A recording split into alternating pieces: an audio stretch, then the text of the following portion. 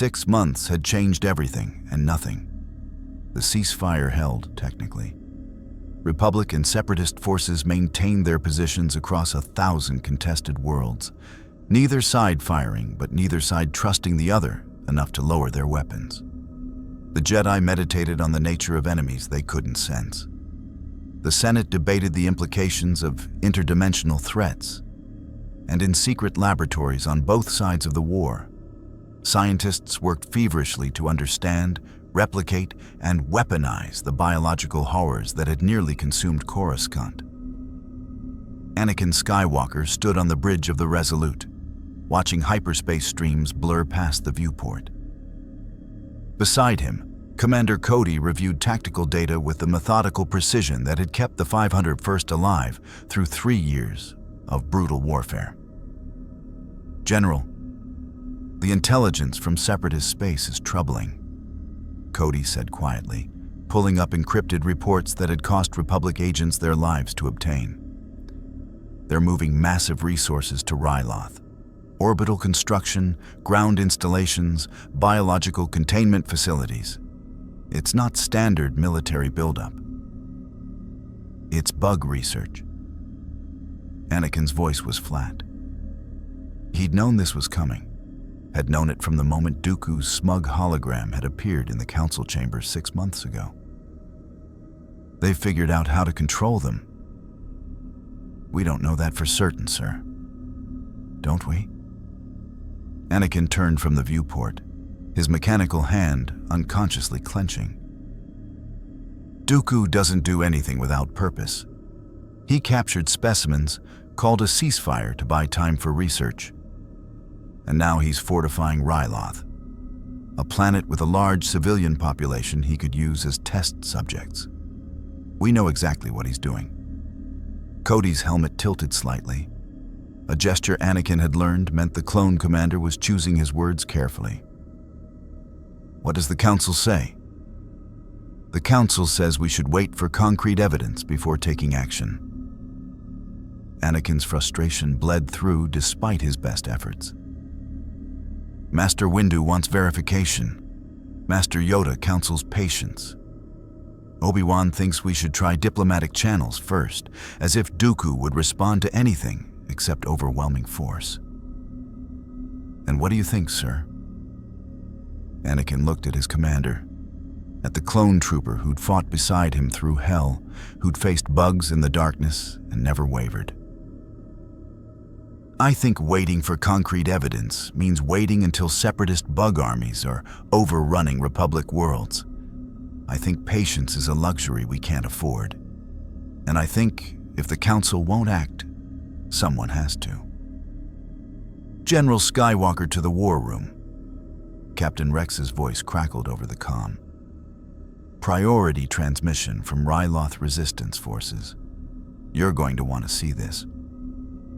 The war room's holographic projector flickered to life, showing the blue-tinged image of Cham Syndulla, leader of Ryloth's resistance movement. The Twi'lek freedom fighter looked like he'd aged a decade since Anakin had last seen him. Behind Cham, the image showed a cave system lit by emergency glow rods, filled with frightened civilians. "General Skywalker." Cham's voice was tight with barely controlled fear. "The Separatists have deployed something on Ryloth. Something that's not droids." "Show me." Cham's hands moved off screen, and the hologram shifted to helmet cam footage from one of his resistance fighters. The scene was chaos. Twi'lek soldiers firing blasters at shapes moving with horrifying speed through the canyons of Ryloth's surface. Then the camera focused, and Anakin's blood ran cold. Warrior bugs. Dozens of them, their black carapaces reflecting Ryloth's harsh sunlight as they swarmed over defensive positions. But these weren't the mindless creatures from Tatooine or Coruscant.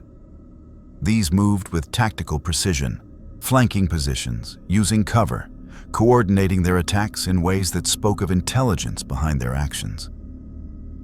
And riding on the back of the largest warrior, secured by some kind of mechanical harness, was a cybernetic control unit Separatist technology integrated directly into the bug's nervous system. "Force," Obi-Wan whispered. He'd entered the war room silently, drawn by the emergency transmission. "They've actually done it." The helmet cam footage continued. A resistance fighter screamed as a warrior's mandibles closed around him. Another was pulled from cover by a coordinated pincer movement that would have impressed Republic strategists if it weren't so horrifying. And through it all, the bugs moved with purpose, driven by something more than instinct.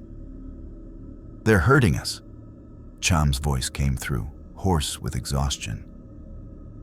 "Not killing everyone they can, hurting us, driving civilian populations toward containment zones the Separatists have established.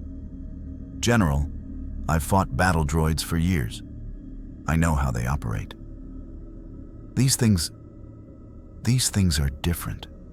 They're learning, adapting, and there are thousands of them." "How many civilian casualties?" Anakin asked, though he dreaded the answer. "Unknown. Hundreds confirmed dead. Thousands missing. The Separatists set up safe zones in major cities, told the population they'd be protected from the bugs if they complied with Confederacy authority. Most people went willingly. They're terrified, General, and I can't blame them." Anakin exchanged glances with Obi-Wan. They both understood what was happening.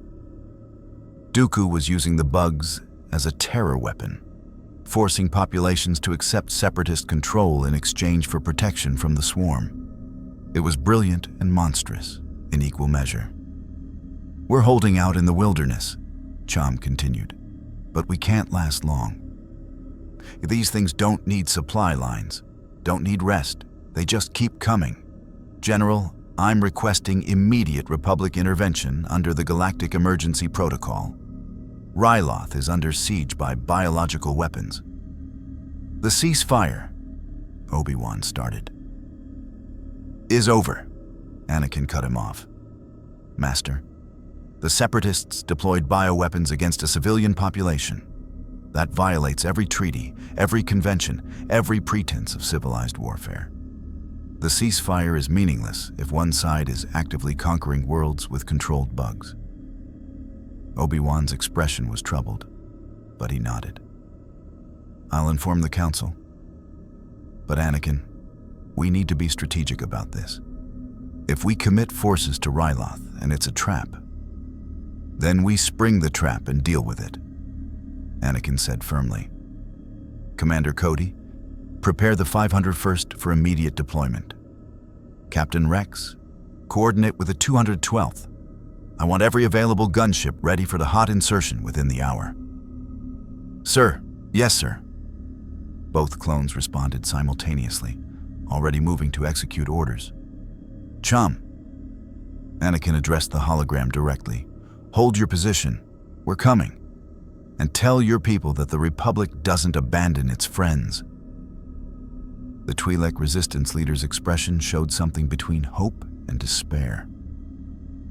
"General, there's something else. The Separatists are broadcasting on all frequencies. They're saying this is just the beginning, that any world that resists the Confederacy will face the same fate. They're calling it the Hive Protocol." The transmission ended, leaving the war room in heavy silence.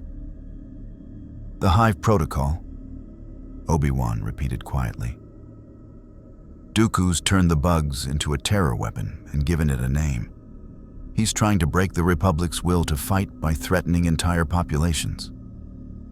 Anakin's mechanical hand clenched so hard the servos whined in protest. "Then we show him the terror works both ways. We go to Ryloth, we destroy every bug on that planet, and we make it very clear that using bioweapons against civilians is a line the Separatists will regret crossing." "Anakin..." "No, Master."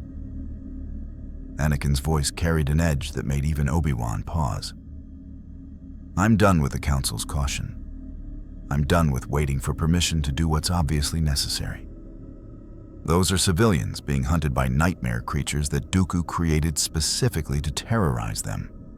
We're Jedi. We're supposed to protect people. So that's what we're going to do. Obi-Wan studied his former Padawan for a long moment. The young man who'd been a slave on Tatooine, who'd fought in the arena on Geonosis, who'd led clone troopers through hell for 3 years of war. That young man was looking increasingly tired of the restrictions placed on him. "I'll support you before the council," Obi-Wan said finally. "But Anakin, be careful. Dooku wants you angry, wants you to act rashly. Don't give him what he's looking for." "I'm not giving him anything except a quick death if I get the chance," Anakin replied coldly. Then his expression softened slightly. "But I hear you, Master. I'll be careful." 30 minutes later, the Resolute dropped out of hyperspace at the edge of the Ryloth system. What they saw made even veteran clone troopers pause. The planet's orbit was filled with separatist vessels, not the usual flotilla of frigates and cruisers, but a full battle group including 2 Providence-class carriers and what looked like converted agricultural ships now serving as something else. "Those modified vessels," Admiral Yularen said slowly, studying the sensor readouts. "They're not carrying cargo. They're carrying biological material, bugs, living bugs in containment. They're mobile hive ships," Cody realized with growing horror. The Separatists aren't just deploying bugs on Ryloth. They're preparing to deploy them anywhere they want. As if in response to their arrival, the Separatist fleet's communications channel opened. Count Dooku's aristocratic features appeared on the Resolute's main view screen, his expression one of false regret. "Ah, Skywalker. I wondered when the Republic would respond to Ryloth's distress call. Though I must say, your timing is impeccable."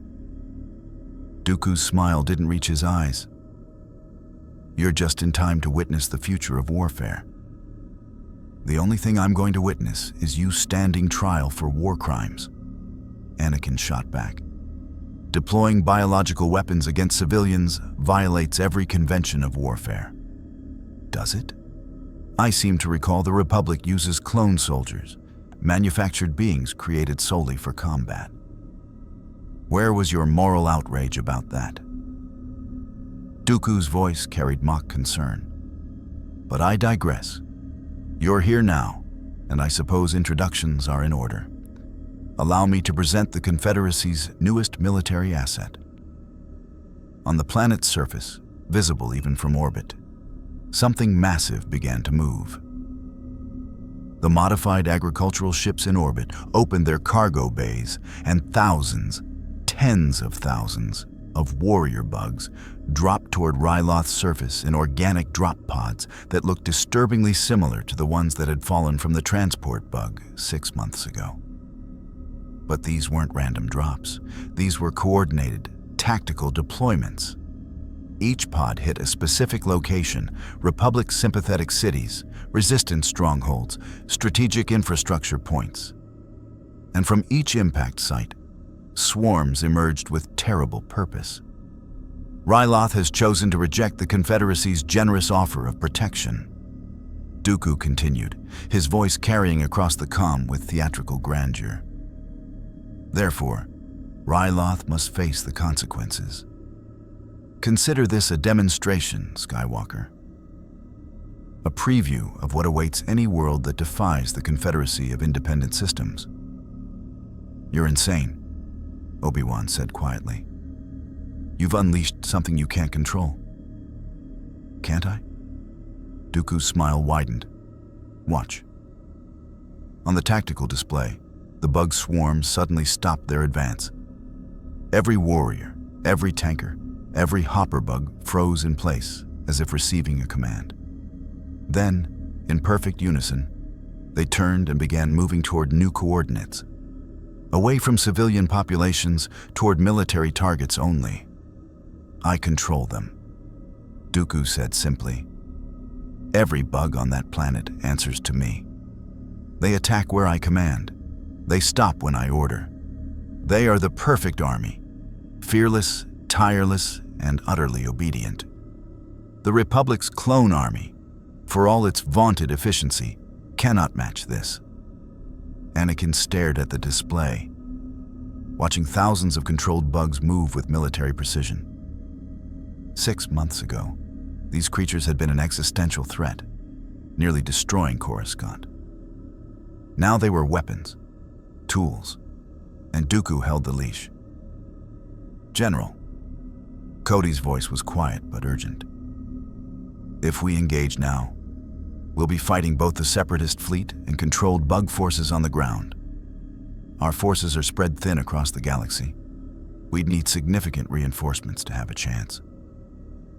"Then we get reinforcements," Anakin replied. But even as he said it, he knew the truth. The Republic didn't have reinforcements to spare.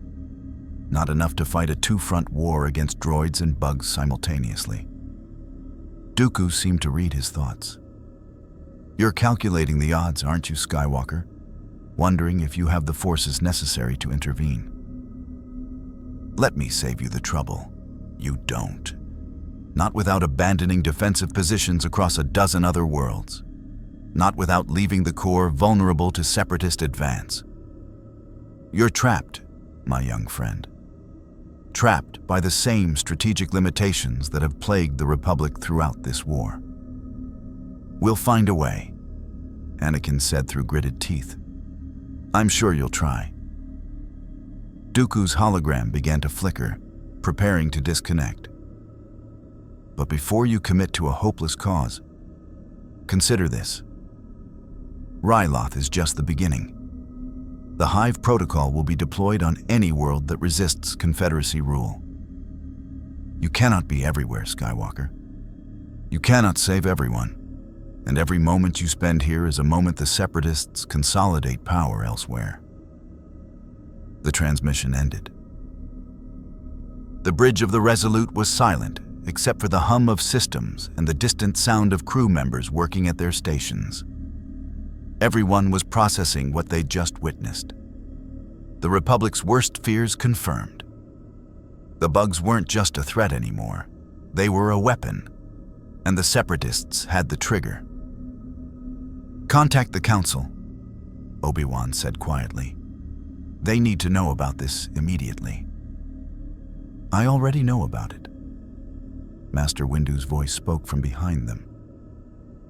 Anakin turned to find the Jedi Master standing in the bridge entrance, his expression grave. Behind him were Masters Plo Koon and Kit Fisto, their faces equally troubled.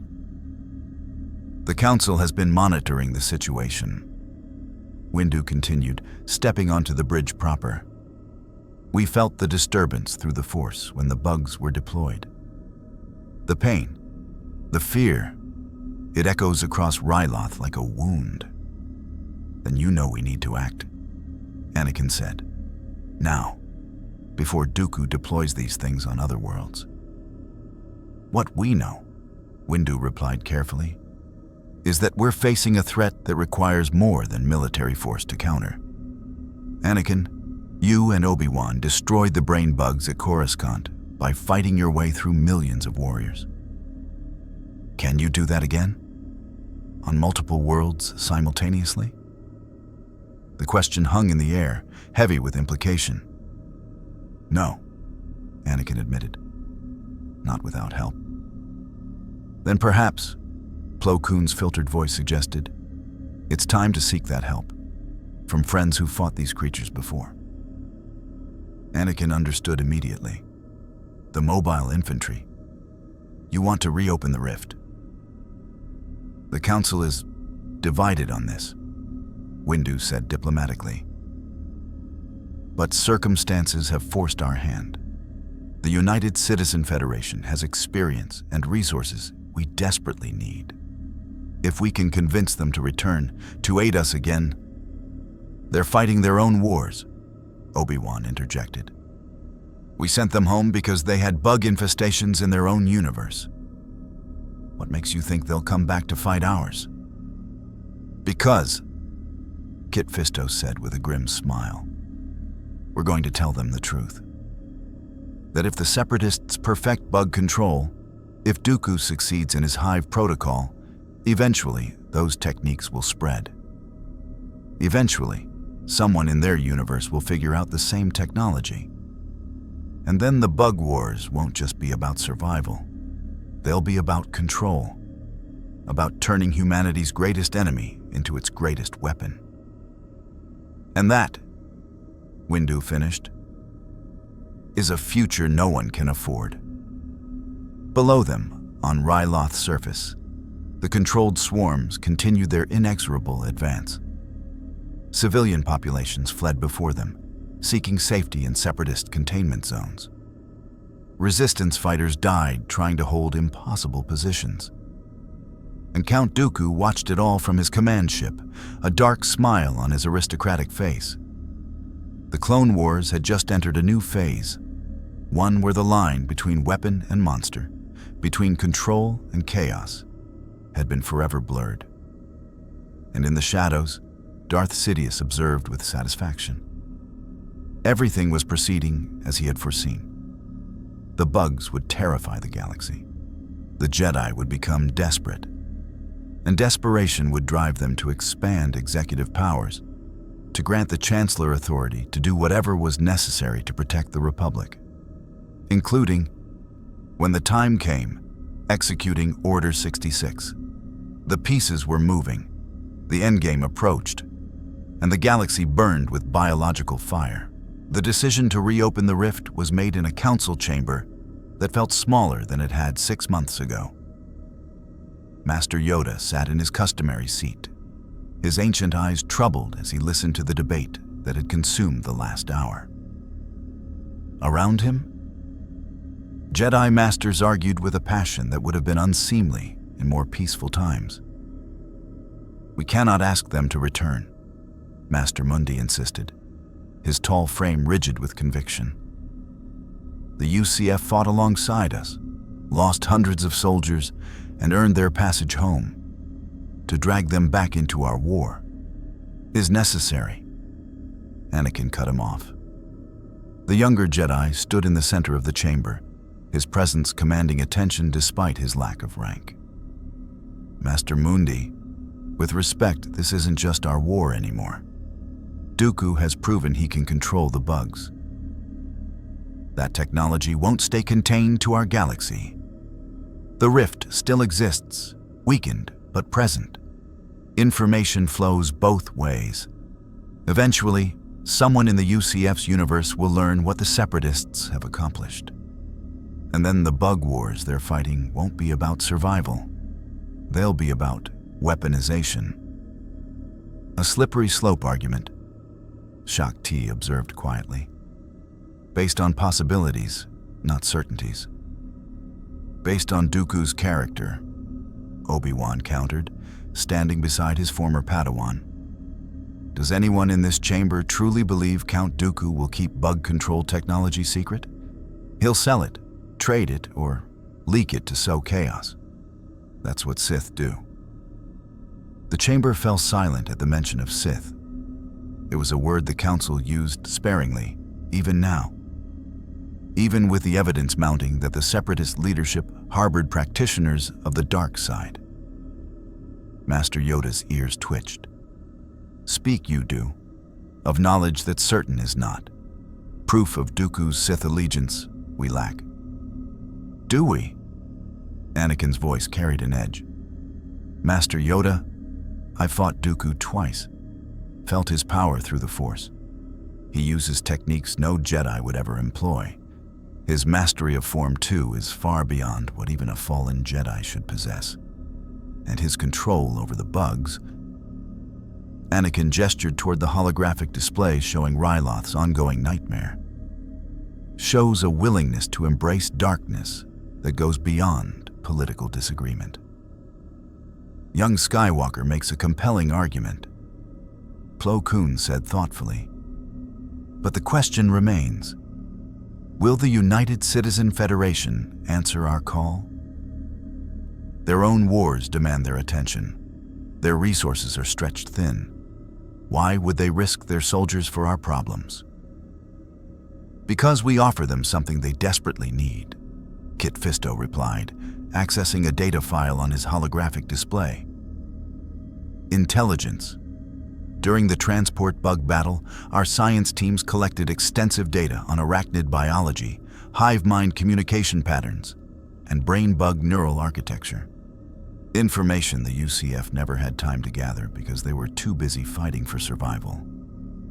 We share that data, plus our research on how Dooku achieved control, and we give them a weapon against an enemy that's plagued them for centuries. Mace Windu stroked his chin thoughtfully. A trade. Our intelligence for their military support. It has merit.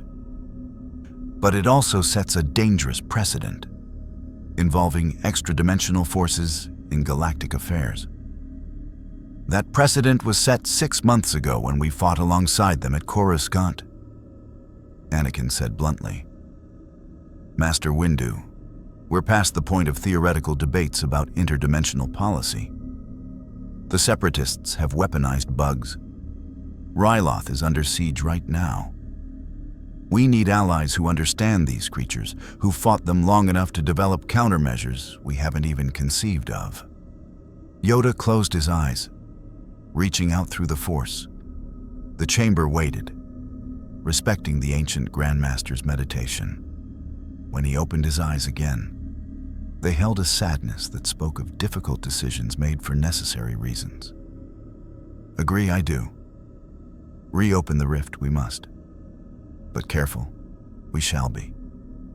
Friends, the mobile infantry may be. But their ways, their methods, harsh they are, brutal. If invite them back, we do. Prepared we must be for what they bring. Democracy through strength? Obi-Wan said quietly. The UCF's foundational principle. They believe citizenship must be earned through service, that only those willing to sacrifice have the right to govern. It's a philosophy that would horrify half the Senate. Then, perhaps, Anakin said with barely concealed frustration, the Senate shouldn't be informed until after we've secured UCF assistance.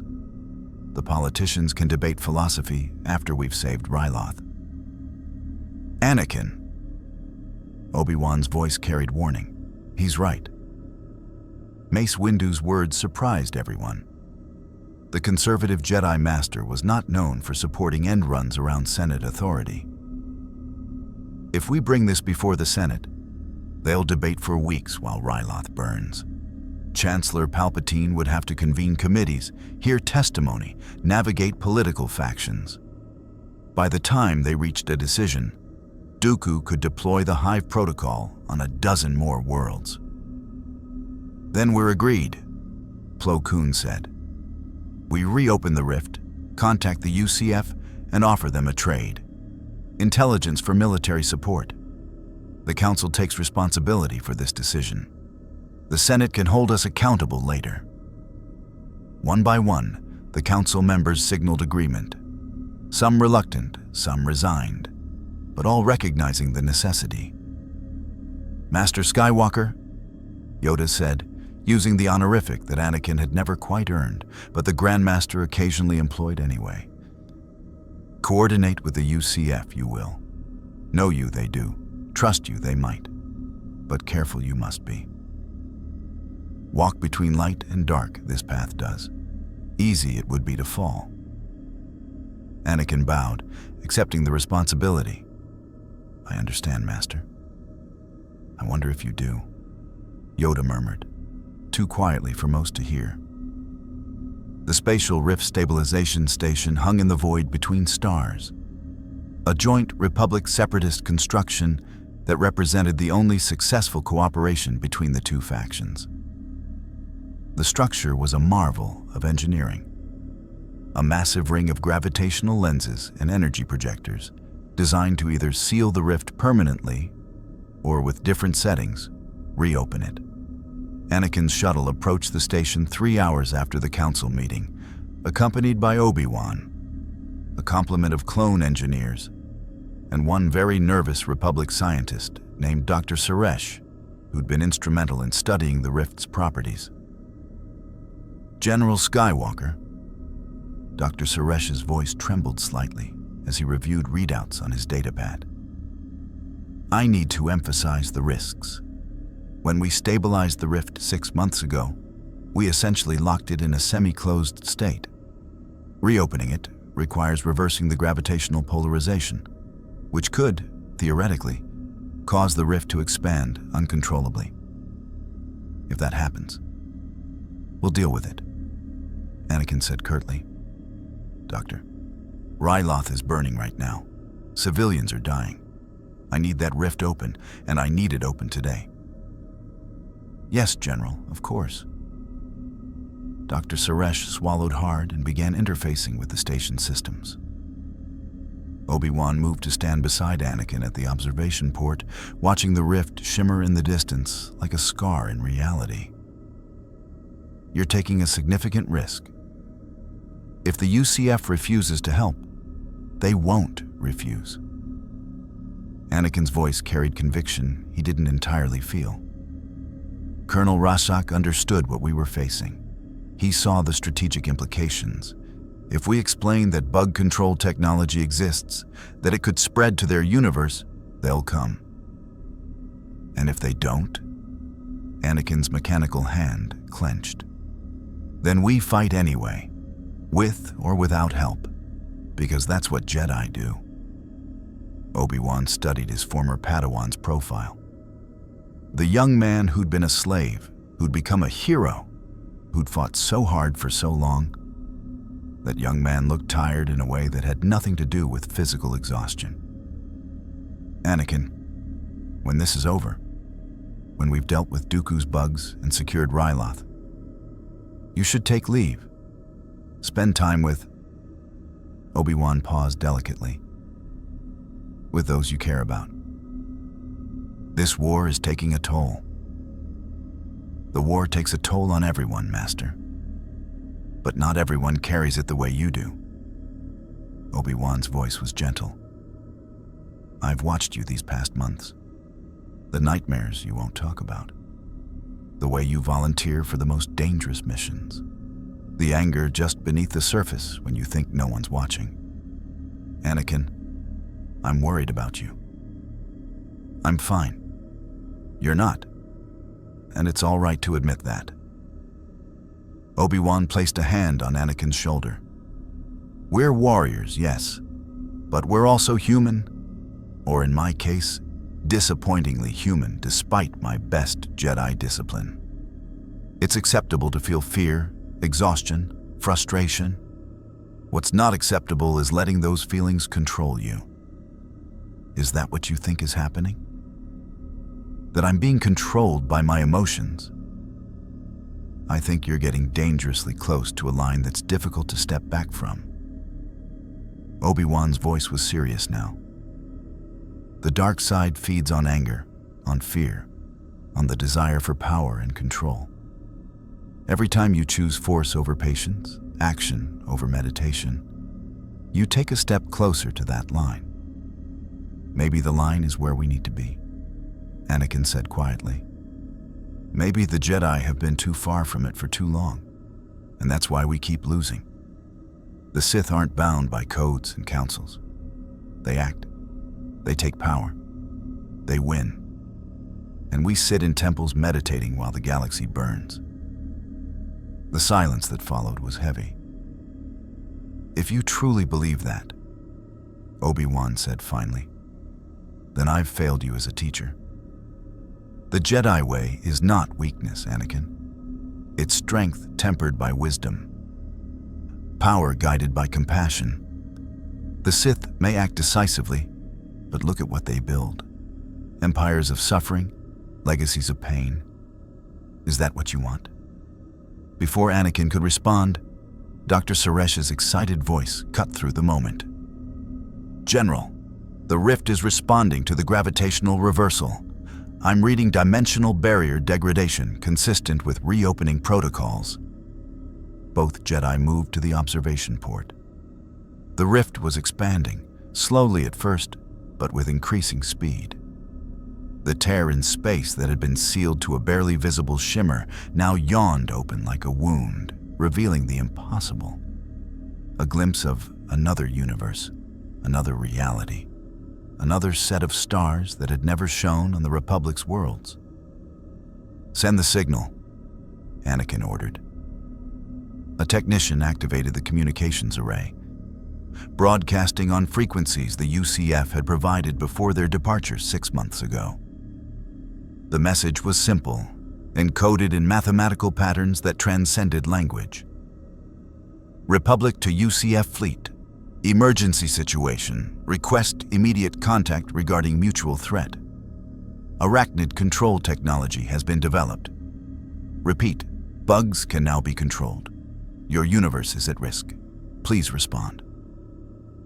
The message repeated on a loop, broadcast through the rift into whatever lay beyond. Now all they could do was wait, and hope that the mobile infantry hadn't forgotten them. On Ryloth's surface, Cham Syndulla crouched in a canyon that had once been a trade route, now transformed into a killing field.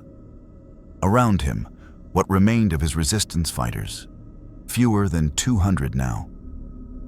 Down from thousands, prepared defensive positions with the grim efficiency of people who knew they were already dead. "Movement, 200 meters, one of his scouts reported.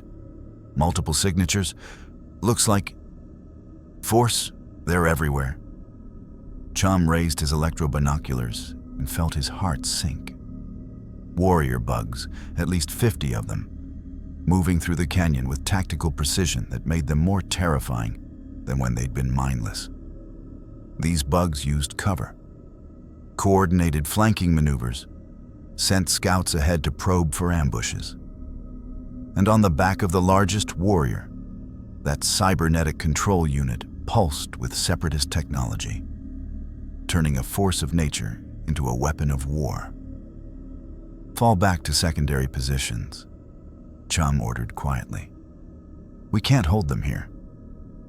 "Sir, we can't keep falling back. We're running out of room to retreat to." Cham knew. They all knew. The separatists had herded the resistance into an increasingly small area, using the controlled bugs like sheepdogs driving livestock to slaughter. Soon there would be nowhere left to run. "Then we make our stand," Cham said, surprising himself with the calmness in his voice. "When they come, we hit them with everything we have. Make the separatists pay for every meter. And if we die free." His fighters nodded, checking weapons, making peace with their impending deaths. The bugs advanced. Then, impossibly, they stopped. Every single warrior bug froze mid-stride, as if receiving a command. Their eyeless heads turned, tracking something in the sky that Cham couldn't see. Then, in perfect unison, they began to retreat. Not fleeing, but withdrawing in good order. Returning to separatist lines with military discipline. "What just happened?" one of Cham's fighters whispered. Cham had no answer. But as he watched the bugs disappear into the distance, he felt a chill that had nothing to do with Ryloth's desert nights. The separatists had just demonstrated something worse than overwhelming force. They demonstrated perfect control. And if they could call the bugs off, that meant they could send them back, anytime, anywhere, for any reason. The resistance had just been shown mercy. Not because the separatists cared about Twi'lek lives, but because Dooku wanted them to understand the truth. They lived only because he allowed it. The psychological warfare was, in its way, more brutal than the physical kind. Aboard the separatist command ship Invisible Hand, Count Dooku watched the tactical display with satisfaction. The bugs had performed exactly as designed, aggressive when needed, obedient when commanded, and completely under his control. "My lord," General Grievous's mechanical voice grated from the doorway. The Republic fleet remains at the system's edge. They have not withdrawn, but neither have they advanced. They appear to be waiting. Waiting for hope, Dooku replied, his aristocratic features thoughtful. Skywalker is nothing if not predictable. He sees a problem he cannot solve with the resources available, so he seeks additional resources. The question is where he believes he'll find them. Should we press the attack? Demonstrate the full extent of our bug forces? No. Dooku's smile was cold. Let him search. Let him scramble. Let him grow increasingly desperate. Desperation makes people careless, General. And when young Skywalker makes his inevitable mistake, we'll be ready to exploit it. Grievous's optical sensors flickered. And if he succeeds? If he finds a way to counter our advantage? Then we adapt. Dooku turned from the display, his cape swirling with emotion. General, the bugs are merely one weapon in our arsenal. An impressive weapon, certainly, but not our only option. The true war is not won with armies, clone or Arachnid, but with the will to use power decisively. The Republic hesitates. The Jedi constrain themselves with codes and compassion. We have no such limitations. And Lord Sidious? What does he make of this development? Dooku's expression flickered for just a moment. Something that might have been uncertainty, or fear, or calculation. Lord Sidious has his own plans. Plans that encompass more than this single battle, this single world. We play our part, General. And when the time comes, we will understand why every piece was necessary. Grievous bowed and withdrew, leaving Dooku alone with the tactical display and his thoughts. The Sith Lord reached out through the Force, not to the bugs. They were immune to such manipulation, but to the currents of destiny swirling around this moment. He felt Skywalker's determination, Kenobi's concern, the Jedi Council's divided opinions. He felt fear spreading across Ryloth like poison.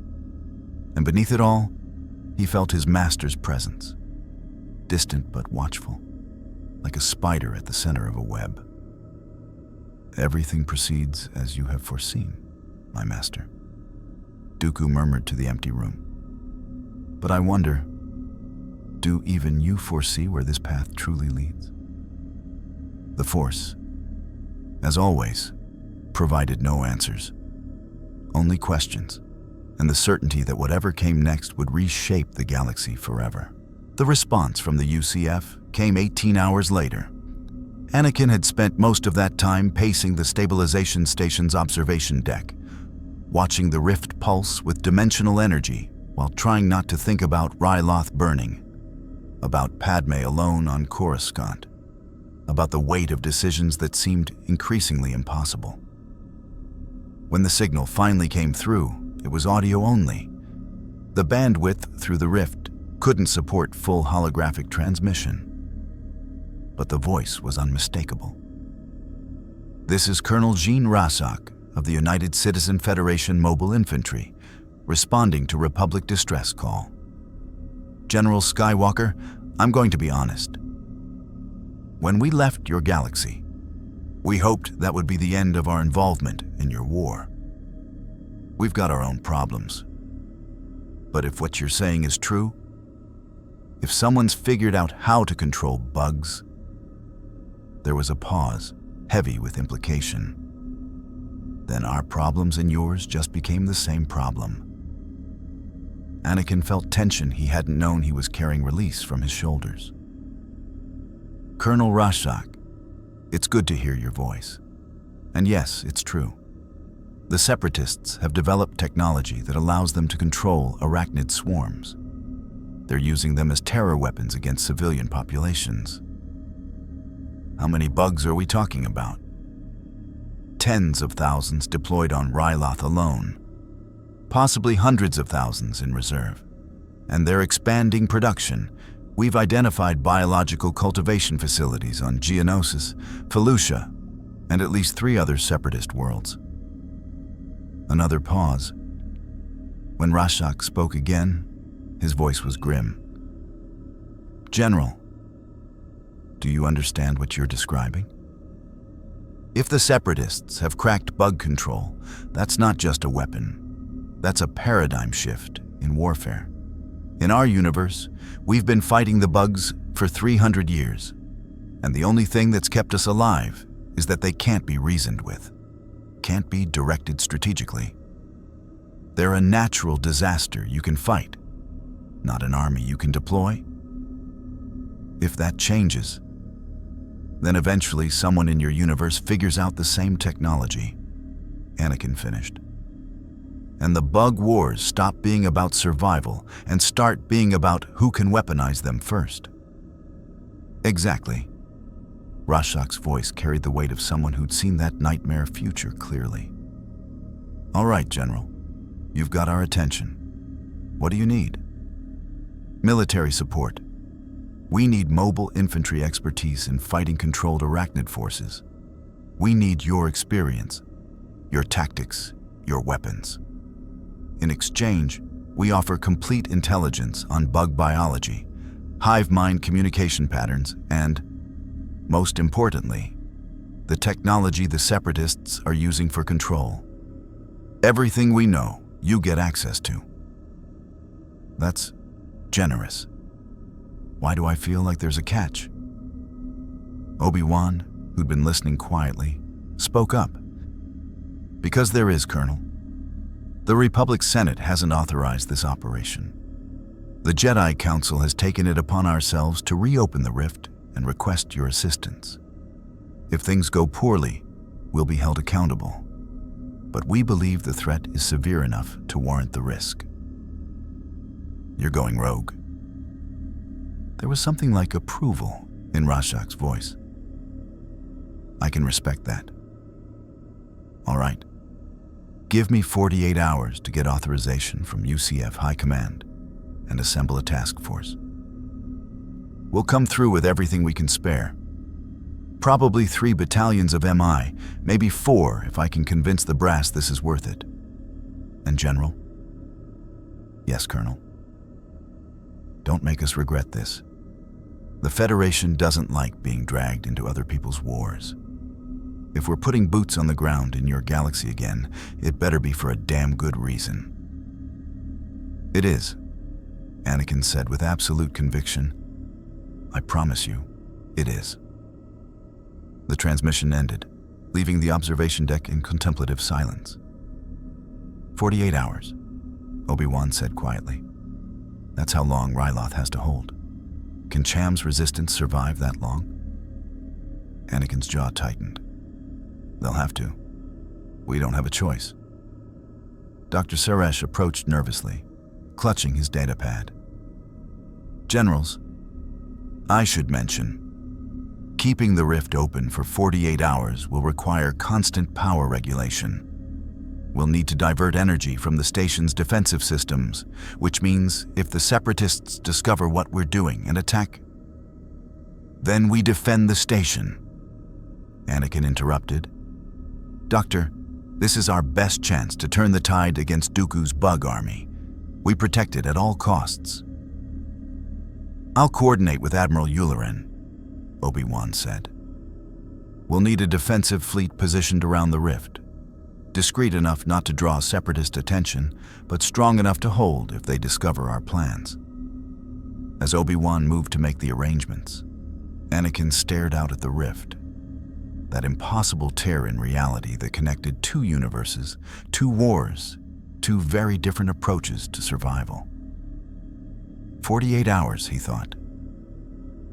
48 hours for Ryloth to hold, for the UCF to mobilize, for us to prepare for a battle that could determine whether bug-controlled technology becomes the galaxy's new nightmare, or a contained threat we can eliminate.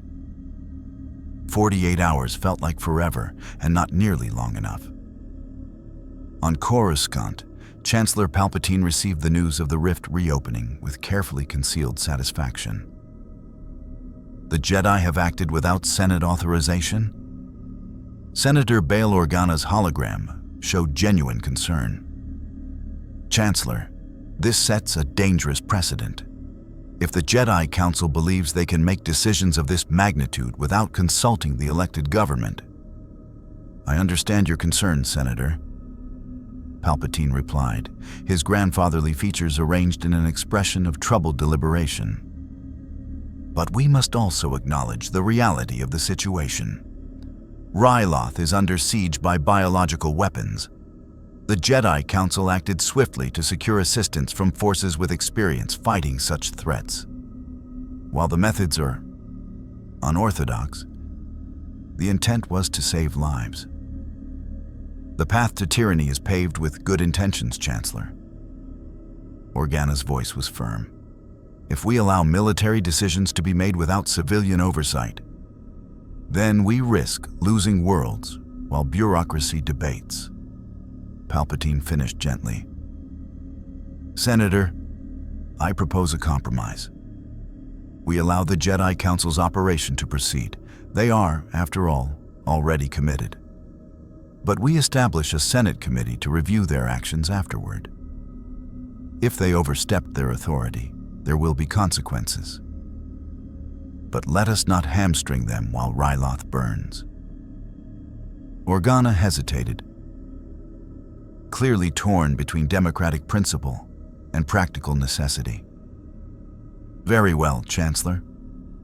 But this committee will have full investigative powers. The Jedi cannot be allowed to operate as a military force independent of civilian control. Of course, Senator. Democracy must be preserved, even in wartime, especially in wartime. The transmission ended, and Palpatine allowed himself a small smile. Perfect. The Jedi were overextending their authority, creating the exact political vulnerability he needed. When Order 66 came, and it would come soon, the Senate would already be primed to view the Jedi as a threat to democratic governance. And the mobile infantry's return. That was an unexpected bonus.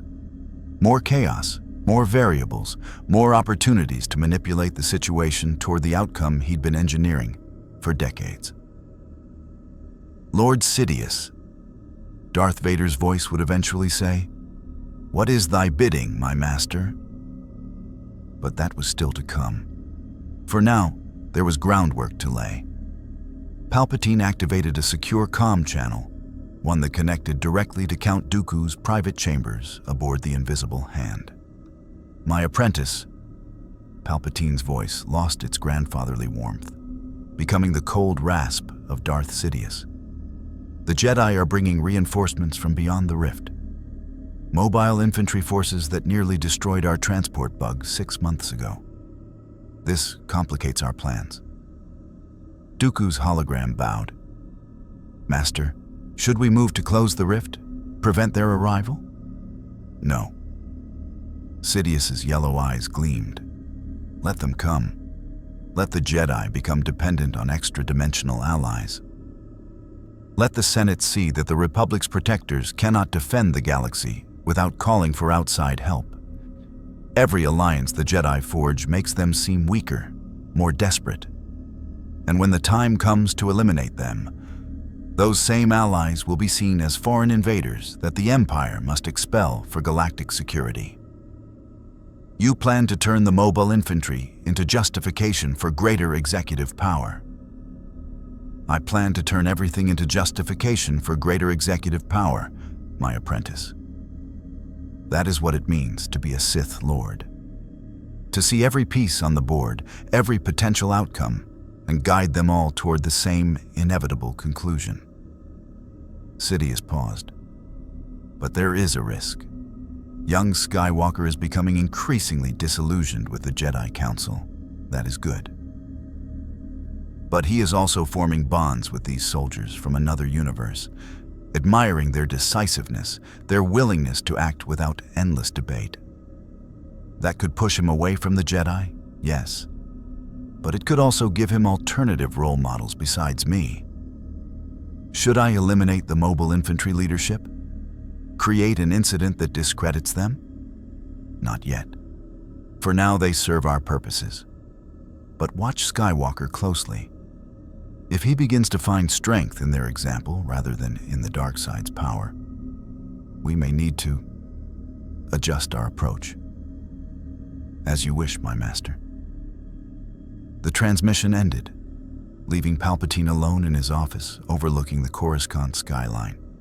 Below, trillions of beings went about their lives, unaware that every decision, every crisis, every moment of chaos was being orchestrated by a master manipulator who'd spent decades preparing for this moment. Soon, very soon, the Republic would fall. The Jedi would be eliminated. And from the ashes, the Galactic Empire would rise with Darth Sidious as its eternal emperor. But first, the pieces needed to move into position, and Ryloth was the perfect catalyst. Back on Ryloth, Cham Syndulla received an encrypted transmission that made him dare to hope for the first time in days. Cham, this is General Skywalker. We've secured reinforcements. Mobile infantry forces from the United Citizen Federation, the same soldiers who fought at Coruscant 6 months ago. They'll be arriving in 48 hours. Can you hold that long? Cham looked around at his exhausted fighters, at the dwindling ammunition supplies, at the civilians huddled in caves who'd refused to surrender to separatist protection. We'll hold, General. We don't have a choice. I know the feeling. Anakin's voice carried understanding and grim determination. Cham, I need you to do something for me. I need you to mark targets. Separatist bug control facilities, breeding grounds, any infrastructure they're using to manage the swarms. When the mobile infantry arrives, we're not just liberating Ryloth. We're destroying every piece of technology Dooku's using to control these things. With pleasure, General. Sending coordinates now. Cham activated his tactical scanner, highlighting enemy positions his scouts had identified at great cost. But General, these bugs they're using, some of them have been modified. Cybernetic enhancements, armor plating, enhanced sensory organs. The Separatists aren't just controlling wild bugs, they're improving them. There was a pause on the other end of the transmission. When Anakin spoke again, his voice was carefully controlled. How extensively modified? Extensively. We captured one 2 days ago, barely, cost us 6 fighters, and our tech specialist analyzed it before the thing died. General, they've integrated cortical processors into the bug's nervous system, enhanced its reaction times by 40%, added armor that deflects small arms fire, and the control chip they're using. It's not just issuing commands, it's augmenting the bug's natural intelligence. They're creating super soldiers, Anakin said quietly, combining Arachnid biology with Separatist technology to make something worse than either alone. That's our assessment, yes. Another pause. Cham, when we arrive, I need you to capture as many of those control units as possible. Intact if you can manage it. The UCF needs to know exactly what they're dealing with, and we need samples to develop countermeasures. Understood. We'll do what we can. 48 hours, Anakin repeated. Hold on for 48 hours. Then we're coming with everything we've got. The transmission ended, leaving Cham staring at the tactical display showing Separatist positions, bug swarms, and the steadily shrinking area of Ryloth his resistance still controlled. 48 hours. He'd held impossible positions before. During the Clone Wars' early days, he'd fought off full droid battalions with nothing but determination and improvised explosives. He'd survived sieges, ambushes, and assassination attempts. He was Cham Syndulla, and his people didn't surrender. But this time felt different. This time, the enemy wasn't just machines. It was biological nightmares under mechanical control. the worst of both worlds combined into something that hunted with animal cunning and fought with tactical precision. All units, he transmitted to his scattered resistance cells. We hold for 48 hours. Help is coming. The Republic hasn't abandoned us. And when the mobile infantry arrives, we show these separatist bastards what it means to invade Ryloth. His fighters responded with determination that defied their exhaustion. They were Twi'leks. Their people had survived slavery, exploitation, and countless invasions over millennia. They would survive this too, or die free trying. In the depths of space between star systems, something else stirred. The moon in the unknown regions, where a single bug spore had germinated 6 months ago, was no longer lifeless rock. It was a hive world now. Tunnels carved through stone by acid and claw, breeding chambers pulsing with new life. And at its heart, a cluster of brain bugs coordinating the colony's growth with patient intelligence. The colony wasn't large enough yet to launch a transport bug, but it was growing exponentially. And when it reached critical mass, it would send its own living dreadnought toward the core worlds, this time with no rift, no dimensional accident, but as a natural consequence of arachnid biology doing what it did best: consuming, expanding, surviving. The brain bugs didn't think in terms of revenge or strategy. They thought in terms of resources and reproduction. They'd tasted the Republic galaxy once, found it rich with biomass and genetic diversity. When they returned, they would not be stopped by nuclear weapons or Jedi Knights or coordinated fleet actions. They would simply overwhelm through numbers that made the previous invasion look like a scouting party. But that was still months away. For now, the hive grew in silence, patient as only biology could be, waiting for the moment when it would emerge and teach this galaxy what it truly meant to face the arachnid swarm. In the meantime, the galaxy's attention was focused on Ryloth, on bug control technology, on the political machinations of Sith Lords, and the desperate alliances of Jedi Knights. No one was watching the unknown regions. No one saw the threat growing in the darkness. And by the time they did, it might already be too late.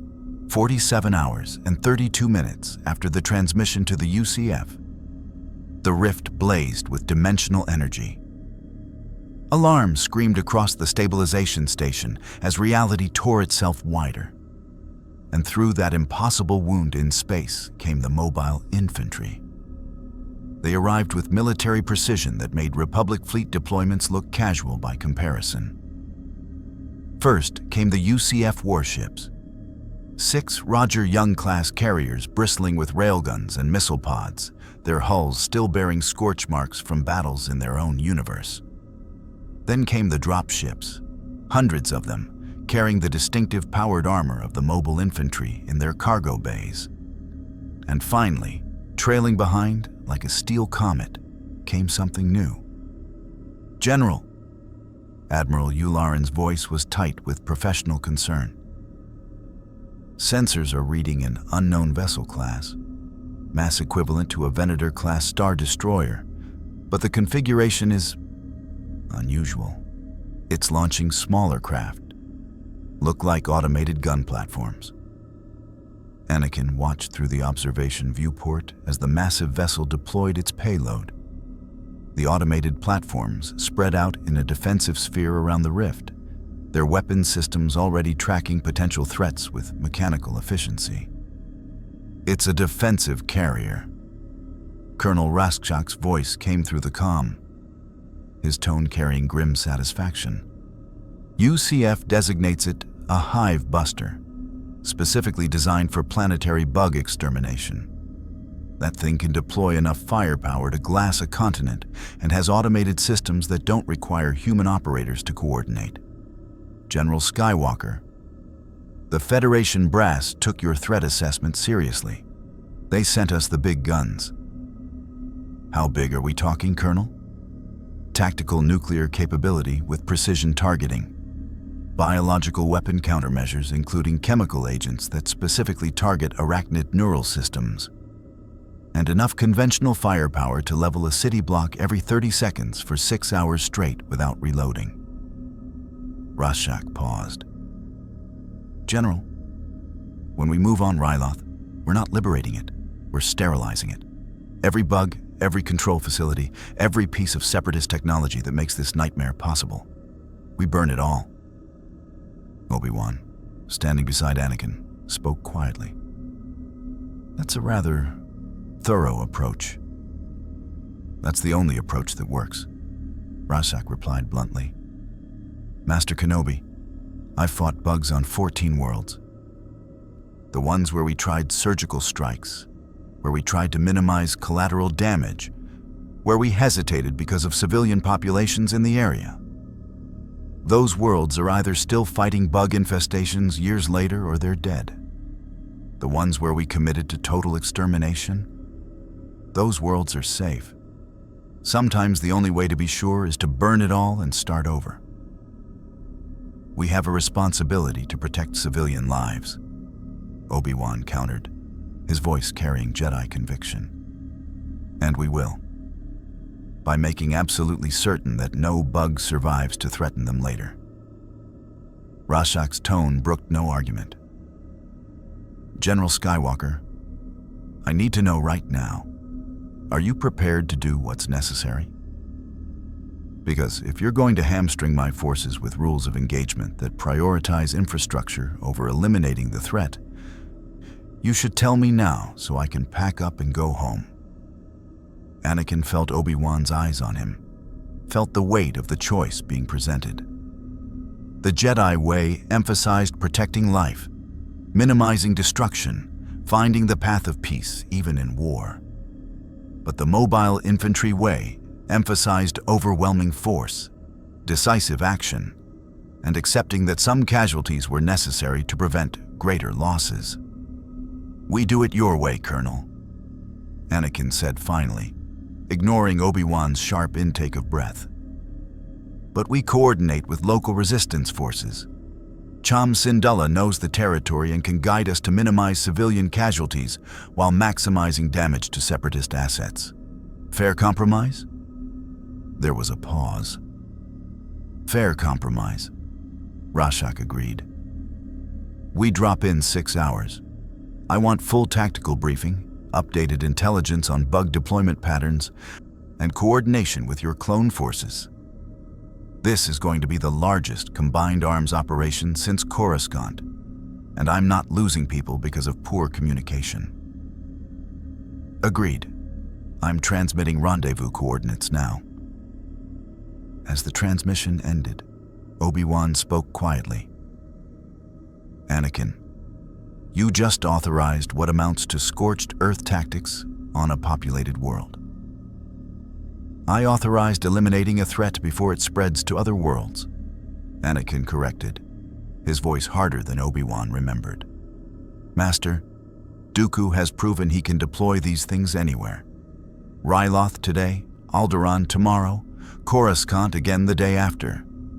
We can't fight a defensive war against an enemy that reproduces exponentially and takes orders from a Sith Lord. We need to hit them so hard, so completely, that the Separatists think twice before trying this again. And if the cost is Ryloth's infrastructure, its cities, its cultural heritage, then it's a cost we pay, Anakin said flatly. Because the alternative is those cities becoming breeding grounds for bugs that will spread across the galaxy. I've seen what happens when these things aren't stopped decisively. I watched Tatooine almost fall. I fought through the transport bug's interior. I'm not going to let hesitation cost us another world. Obi-Wan studied his former Padawan for a long moment. The young man who'd been so full of idealism, who'd wanted to free slaves and help everyone. That young man was being ground down by war into something harder, more pragmatic, more willing to accept terrible choices as necessary. I hope you're right, Obi-Wan said quietly. Because if you're wrong, if we destroy Ryloth to save it, we'll have become the very thing we're fighting against. We're fighting bugs and Sith Lords, Master. I think there's a clear moral distinction. Is there? Or are we just telling ourselves that to justify what we're about to do? The question hung in the air, unanswered, as the mobile infantry fleet prepared for war. 6 hours later, the combined Republic UCF task force dropped out of hyperspace at Ryloth's orbit, in a formation that made Count Dooku's tactical officers scramble for battle stations. "Report!" Dooku commanded from the Invisible Hands bridge. 6 UCF carriers, 12 Republic Star Destroyers, and... The tactical officer's voice cracked slightly.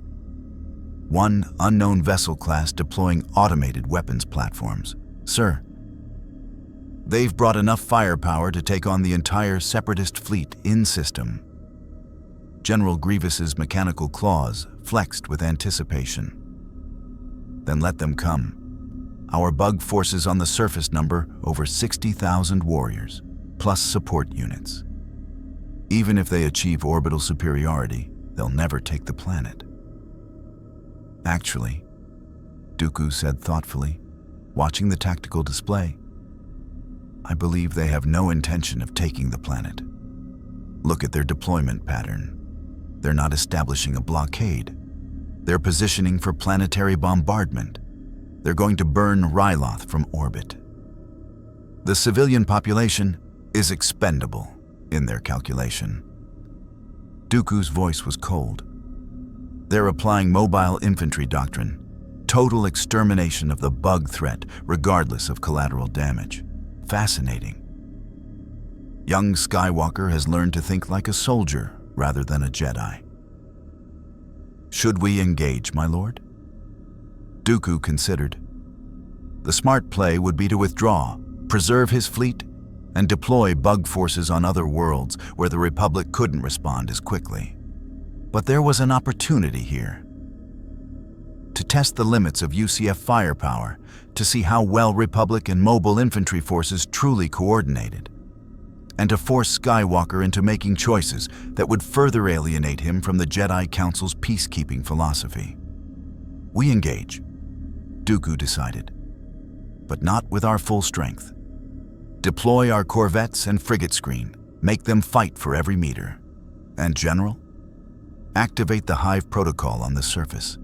Every bug, every modified warrior, every enhanced unit we've been developing. Release them all. Let's see how the mobile infantry handles our improvements. On the planet's surface, the cybernetic control units attached to 60,000 warriors pulsed with new commands. The bugs, which had been maintaining strategic positions around Separatist facilities, suddenly surged forward in coordinated waves toward known resistance positions and civilian population centers. Cham Syndulla watched the tactical display with growing horror. They're not just attacking, they're hurting, driving civilians toward kill zones. Then we evacuate ahead of them. Anakin's voice came through the comm from the Resolute. Cham, mark safe zones on the surface. Anywhere you can get civilians to relative safety. We're sending Elayat gunships and MI dropships for mass evacuation. We'll pull as many people out as possible before the bombardment begins. Bombardment? Cham's voice carried shock. General, you can't be serious. Orbital bombardment on a populated world. Surgical bombardment on bug-controlled territories. Anakin clarified. We're not glassing the planet, Cham. But the mobile infantry is right. We can't root out 60,000 bugs with ground forces alone. We need to use orbital fire to break their numbers, then send in ground teams to mop up survivors. It's the only way to be sure. Cham wanted to argue, wanted to protest that there had to be another way. But he'd been fighting these things for days now. He'd watched them adapt, coordinate, hunt his people with mechanical precision enhanced by separatist technology. He knew, deep in his hearts, that half measures wouldn't work. "All right," he said heavily. "I'll coordinate evacuation. But General, don't miss. Because every strike that hits civilians instead of bugs is a strike against everything the Republic claims to stand for." "I know," Anakin replied quietly. "Trust me, I know." The evacuation began even as separatist corvettes engaged the Republic fleet in orbit. Elat gunships dove through defensive fire, their pilots performing maneuvers that should have been impossible as they raced to reach civilian populations ahead of the bug swarms. MI dropships deployed with their distinctive precision, powered armor troopers securing landing zones while terrified Twi'leks were herded aboard. And behind them, always behind them, the bugs came. A modified warrior, one of Dooku's enhanced variants with cortical processors and armor plating, crashed through a prefab shelter where Cham had gathered refugees. The creature moved with frightening speed, its mandibles spreading to reveal secondary cutting implements that looked disturbingly mechanical. Cham's blaster fire pinged off its enhanced armor. The bug's eyeless head turned toward him with predatory focus, and he realized with cold certainty that this thing was smarter than the ones they'd fought before. It was analyzing him, calculating threat assessment, choosing its approach with tactical awareness no natural bug should possess. Then a blur of blue light bisected it. Anakin Skywalker stood in the shelter's entrance, lightsaber humming, his presence in the Force like a bonfire of focused intensity. "Get your people to the evacuation point. We'll hold them here." Behind Anakin, clone troopers poured into the area, their DC-15s barking as they laid down suppressing fire on the advancing bug swarm. And above, the distinctive whine of MI jump jets announced the arrival of powered armor troopers who landed with enough force to crack the ground. Colonel Rassak's voice boomed through his armor's external speakers. "All civilians, evacuate north. MI forces will provide cover. Move, people, move." The battle became a running fight. Republic forces and mobile infantry fighting a desperate rearguard action, while civilians fled toward extraction points. Bugs swarmed from every direction, their numbers seeming endless. Enhanced variants with armor plating tanked damage that would have killed normal warriors. Tanker bugs sprayed acid that melted through clone trooper armor and forced even MI soldiers to fall back. And hopper bugs filled the air, diving at evacuation ships with kamikaze determination. "This is Evacuation Point Delta." A LAT pilot's voice cracked with stress. "We're at capacity, and there are still hundreds of civilians on the ground. Request immediate support." "Negative, Delta," Admiral Yularen's grim voice replied. "All gunships are at capacity. You need to lift off now or risk getting swarmed." "Sir, there are children here." "That's an order, pilot. Lift off now." The LAAT's engine screamed as it pulled away, leaving behind Twi'leks who'd been seconds from safety. They ran toward other extraction points, desperate and terrified, while bugs closed in from all sides. Anakin saw it happening. Saw the civilians about to be overrun, saw the gap between what needed to happen and what he could do. And he made a choice. His hand shot out, and the Force answered with fury he'd never quite released before. The ground erupted beneath the bug swarm, telekinetic pressure ripping through earth and stone and chitinous bodies with equal indifference. Bugs were hurled skyward, their carapaces cracking under forces that should have been impossible for a single Jedi to generate. Obi-Wan, fighting nearby, felt it through their bond. The sheer rage and power Anakin was channeling, the way he was drawing on emotions the Jedi Code warned against. "Anakin, control yourself." But Anakin wasn't listening, couldn't listen. All he could see were the civilians who died because evacuation ships couldn't hold everyone. The children crying for parents who'd been left behind, the desperate faces of people who trusted the Republic to save them. Another force push, another wave of bugs crushed or scattered. His mechanical hand clenched so hard the metal groaned, and his organic hand trembled with the strain of channeling so much power. "General," Cody's voice cut through the battle haze. "Sir, we need to pull back. The UCF is ready to begin orbital bombardment if we don't withdraw now." 10 more minutes, Anakin growled. "We can save more people. Just 10 more minutes." "Sir, the bug numbers are increasing. They're adapting to our tactics. If we stay..." A warrior bug crashed into Anakin from behind, its momentum enough to knock even a Jedi off balance. He rolled with the impact, came up inside its guard, and drove his lightsaber through its thorax with savage force. The blade punched through carapace, cybernetic enhancements, and neural tissue, killing the bug instantly. But there were always more. Always more. And as Anakin fought, as he killed, as he watched civilians die despite his best efforts, something inside him hardened into a dark resolve that would haunt him for years to come. Sometimes saving everyone wasn't possible. Sometimes you had to choose who lived and who died. Sometimes the only way to protect what mattered was to destroy everything else. It was a very Sith way of thinking. And Anakin Skywalker didn't even realize he'd started down that path. Orbital bombardment was an act of precise, terrifying violence. It began with the UCF Hive Buster vessel, unleashing a salvo of tactical nuclear warheads on separatist bug cultivation facilities, underground farms where bugs were grown, matured, and fitted with cybernetic control units. The mushroom clouds rose over Ryloth's deserts in silent, terrible blossoms of light and radiation that scoured everything within a 5-kilometer radius. After the nukes came the conventional ordnance. Railgun rounds the size of small starships striking with kinetic force that liquefied ground, raised mountainsides, and collapsed canyon networks where bugs had dug in. Then came the chemical agents, delivered via precision missiles. Neurotoxins specifically engineered to target Arachnid neural systems, leaving droid units and the few remaining Twi'leks in rebel-controlled zones untouched.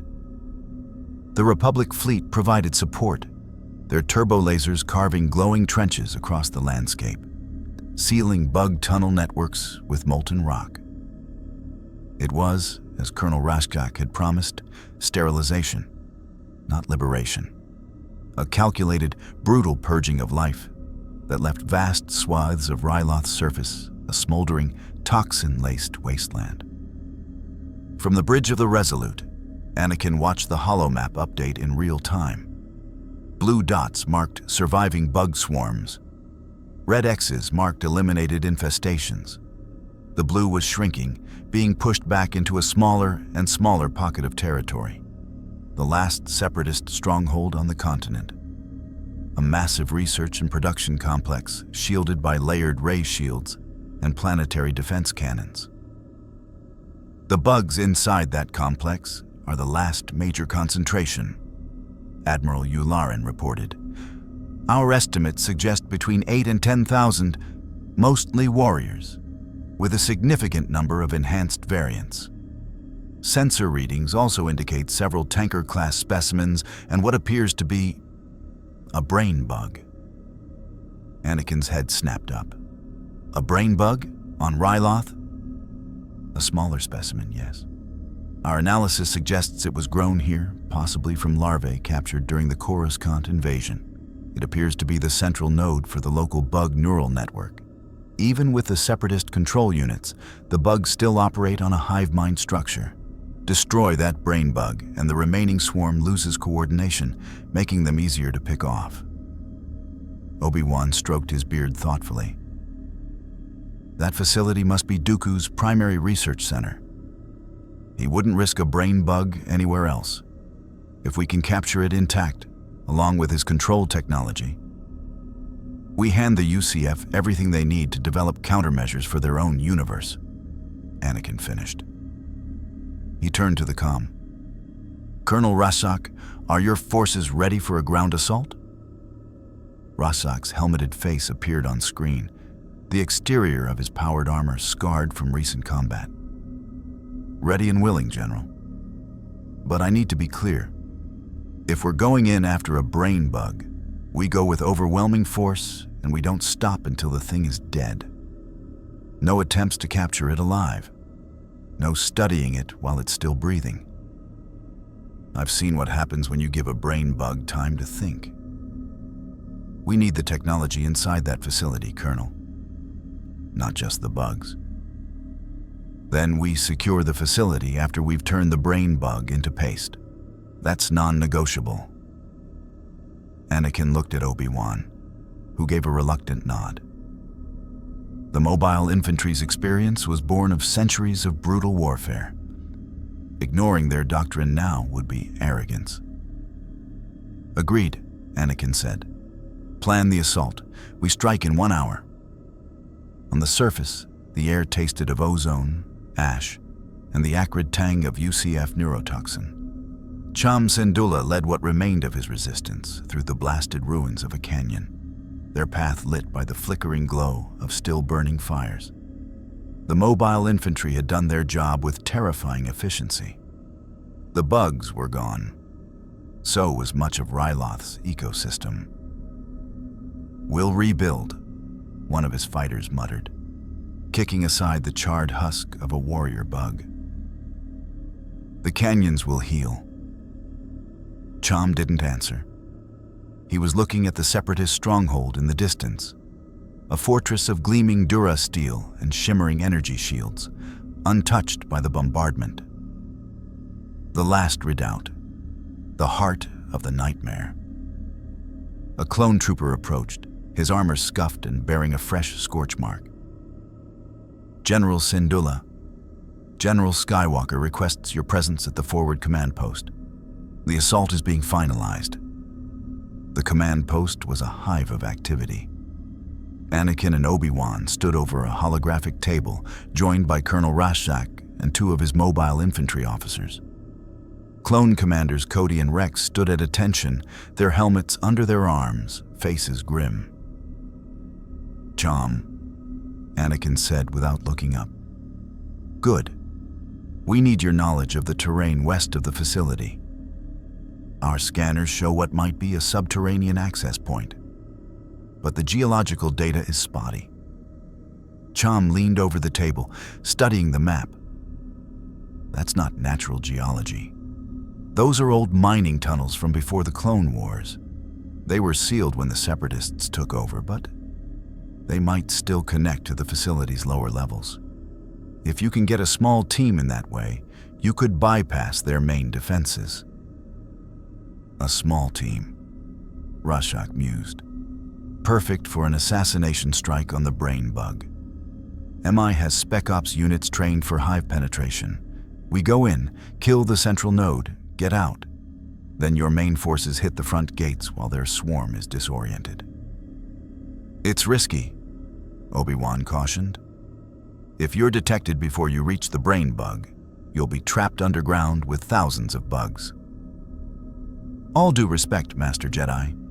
My people have been doing this since before your Republic was a glimmer in history's eye.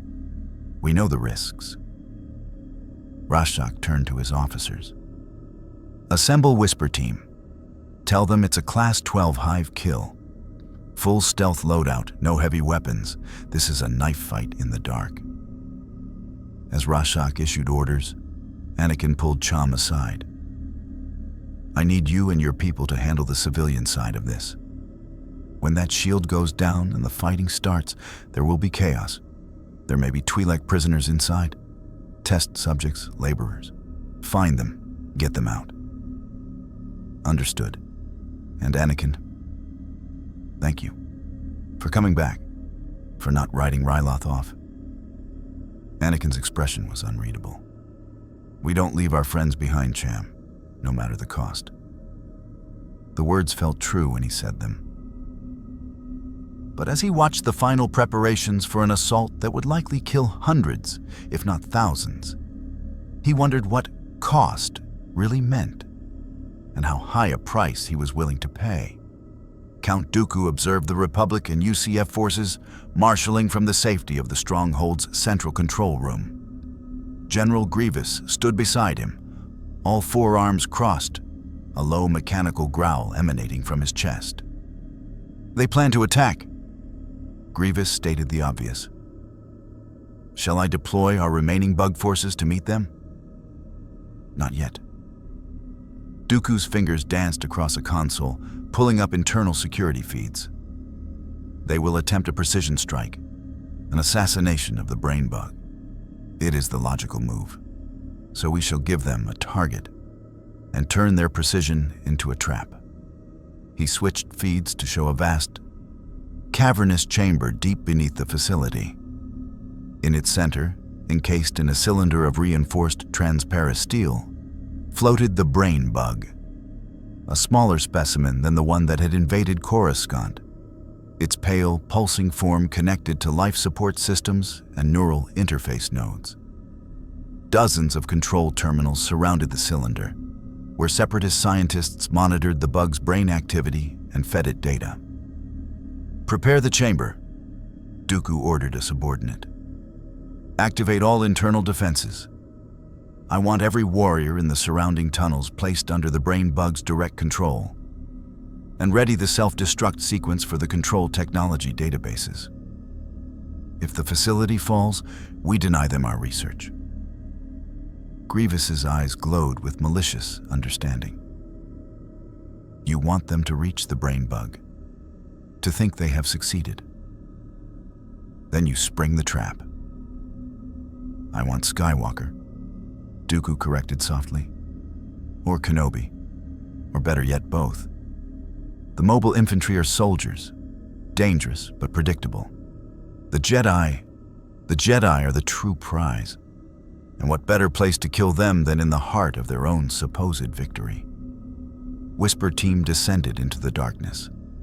6 mobile infantry troopers in matte black powered armor, armed with monomolecular combat knives, compact flechette rifles, and satchel charges. They moved with a silence that belied their heavy frames, using jump jets for controlled drops down the old mining shafts. Their helmet displays painted the tunnels in shades of thermal and motion-detected green, revealing the truth Cham's maps could not. The bugs were already here, not in force. Scouts. Lone warriors stationed at junctions, their cybernetic control units blinking with steady red lights. The mobile infantry killed them quickly, efficiently. A flechette burst to the neural stem, a knife through the eye socket into the brain. They left the bodies in shadowed alcoves, hoping the hive mind wouldn't immediately notice the loss. "Contact," the team leader whispered over the secure channel. "Tunnel widens ahead, reading multiple biosignatures. This is it." The tunnel opened into a vast, naturally formed cavern that had been expanded with durasteel reinforcements. Catwalks crisscrossed the space above a sunken floor that was crawling with bugs. Hundreds of them, mostly warriors, some tankers, all motionless as if in stasis. And at the far end of the cavern, behind a massive blast door, was their objective. "Thermal shows the brain bug chamber is through that door," the team leader reported. "Heavy concentration of bugs between us and it. No way to sneak through."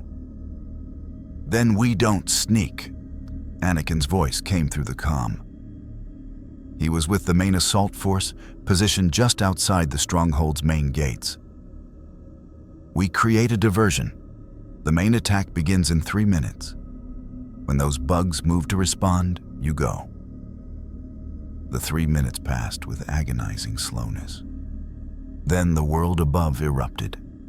Turbo laser fire hammered the stronghold's shields. The ground shook, alarms screamed through the tunnels, and the dormant bug swarm in the cavern surged to life, scrambling for access shafts that led upward to the surface defenses. "Go! Go! Go! Whisper Team moved, jump jets flaring as they bounded across the cavern, using the catwalks as stepping stones. A few bugs noticed them. A warrior shrieked and lunged, only to be cut down by precise flechette fire. They reached the blast door as the last of the swarm disappeared into the tunnels. Breaching charge. 10 seconds. The charge blew with a concussive thump that echoed in the confined space. The door groaned inward. Whisper Team poured through, weapons up, and stopped. The brain bug floated in its cylinder, pale and pulsating. The control terminals were empty, the scientists gone. The room was silent except for the hum of machinery and the wet rhythmic sound of the creature's breathing. Too easy, the team leader muttered. Place the charges. We blow it and get out. One of the troopers moved forward, pulling a block of high explosives from his pack. As he placed it against the transparent steel, the brain bug's single, massive eye opened. It didn't look at the trooper. It looked past him, at the doorway. The blast door slammed shut behind them. Trap! The team leader yelled. It's a trap! From vents in the ceiling, a shimmering golden energy field descended.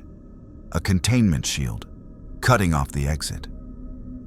And from hidden panels in the walls, dozens of blaster turrets emerged, their barrels humming with power. But worse than the turrets were the bugs. Warriors, enhanced variants with integrated blaster weapons grafted to their forelimbs, emerged from concealed alcoves. They didn't charge mindlessly. They took up positions, covering angles, boxing the mobile infantry troopers in with tactical precision. And then Count Dooku's hologram flickered to life in the center of the room. "Welcome," the Sith Lord said, his voice smooth and cold.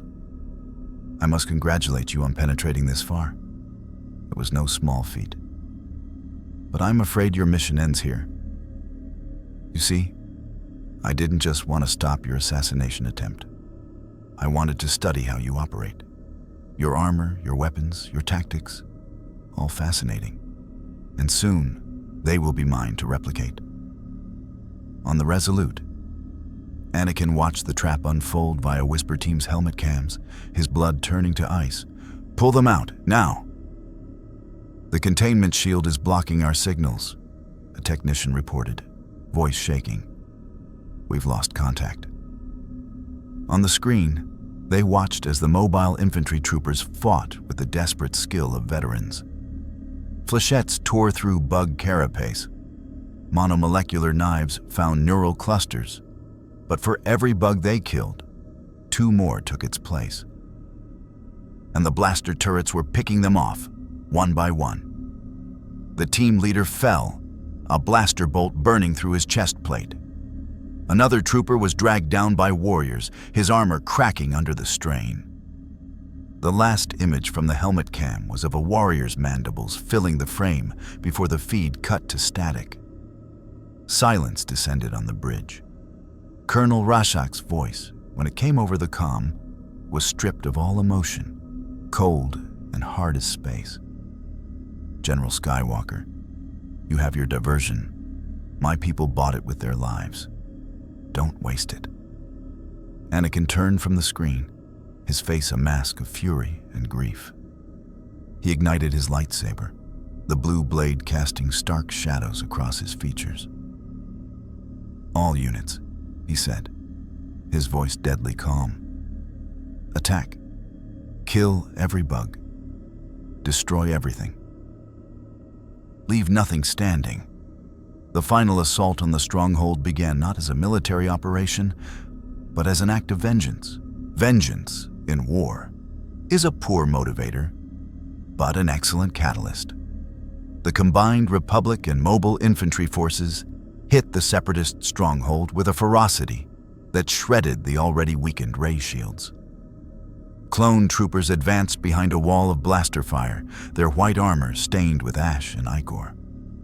Ellet gunships screamed overhead, pouring laser cannon fire into bug swarms that boiled out of defensive tunnels. And among them, Udanitst, moving with terrifying speed and purpose, were the mobile infantry. They had abandoned stealth for shock. Where Whisper Team had been silent scalpels, the main MI force was a sledgehammer. Powered armor troopers used jump jets to land directly in the heart of bug formations. Their high-caliber rifles and integrated grenade launchers turning the tide in localized slaughter. They fought with a cold, methodical rage that mirrored Anakin's own, their professionalism forged in the fire of seeing their comrades die in a trap. Anakin led the spearhead, his lightsaber a blur of blue light. He didn't deflect blaster bolts. He carved a path through warriors and B-1 battle droids alike, the Force amplifying his movements to inhuman speed. Beside him, Obi-Wan fought with precise, economical grace, his defense an impenetrable shield that allowed clones to advance safely. "The main gate is breached." Cody's voice crackled over the comm. Proceeding into the central compound, resistance is heavy. They've got bugs and droids fighting in coordinated units. "Push through," Anakin ordered, bisecting a tanker bug that had been about to spray acid. "Head for the lower levels. That's where Dooku will be." But Dooku was not waiting for them. As Republic forces flooded the compound's upper levels, the Sith Lord was in the facility's deepest bunker, watching the battle unfold via security feeds. General Grievous paced beside him, his clawed feet clicking on the polished floor. "They fight with anger," Grievous observed. "The Jedi especially. Skywalker is reckless." "He is emotional," Dooku corrected, a thin smile on his lips. "And emotional beings make mistakes. Lord Sidious will be pleased.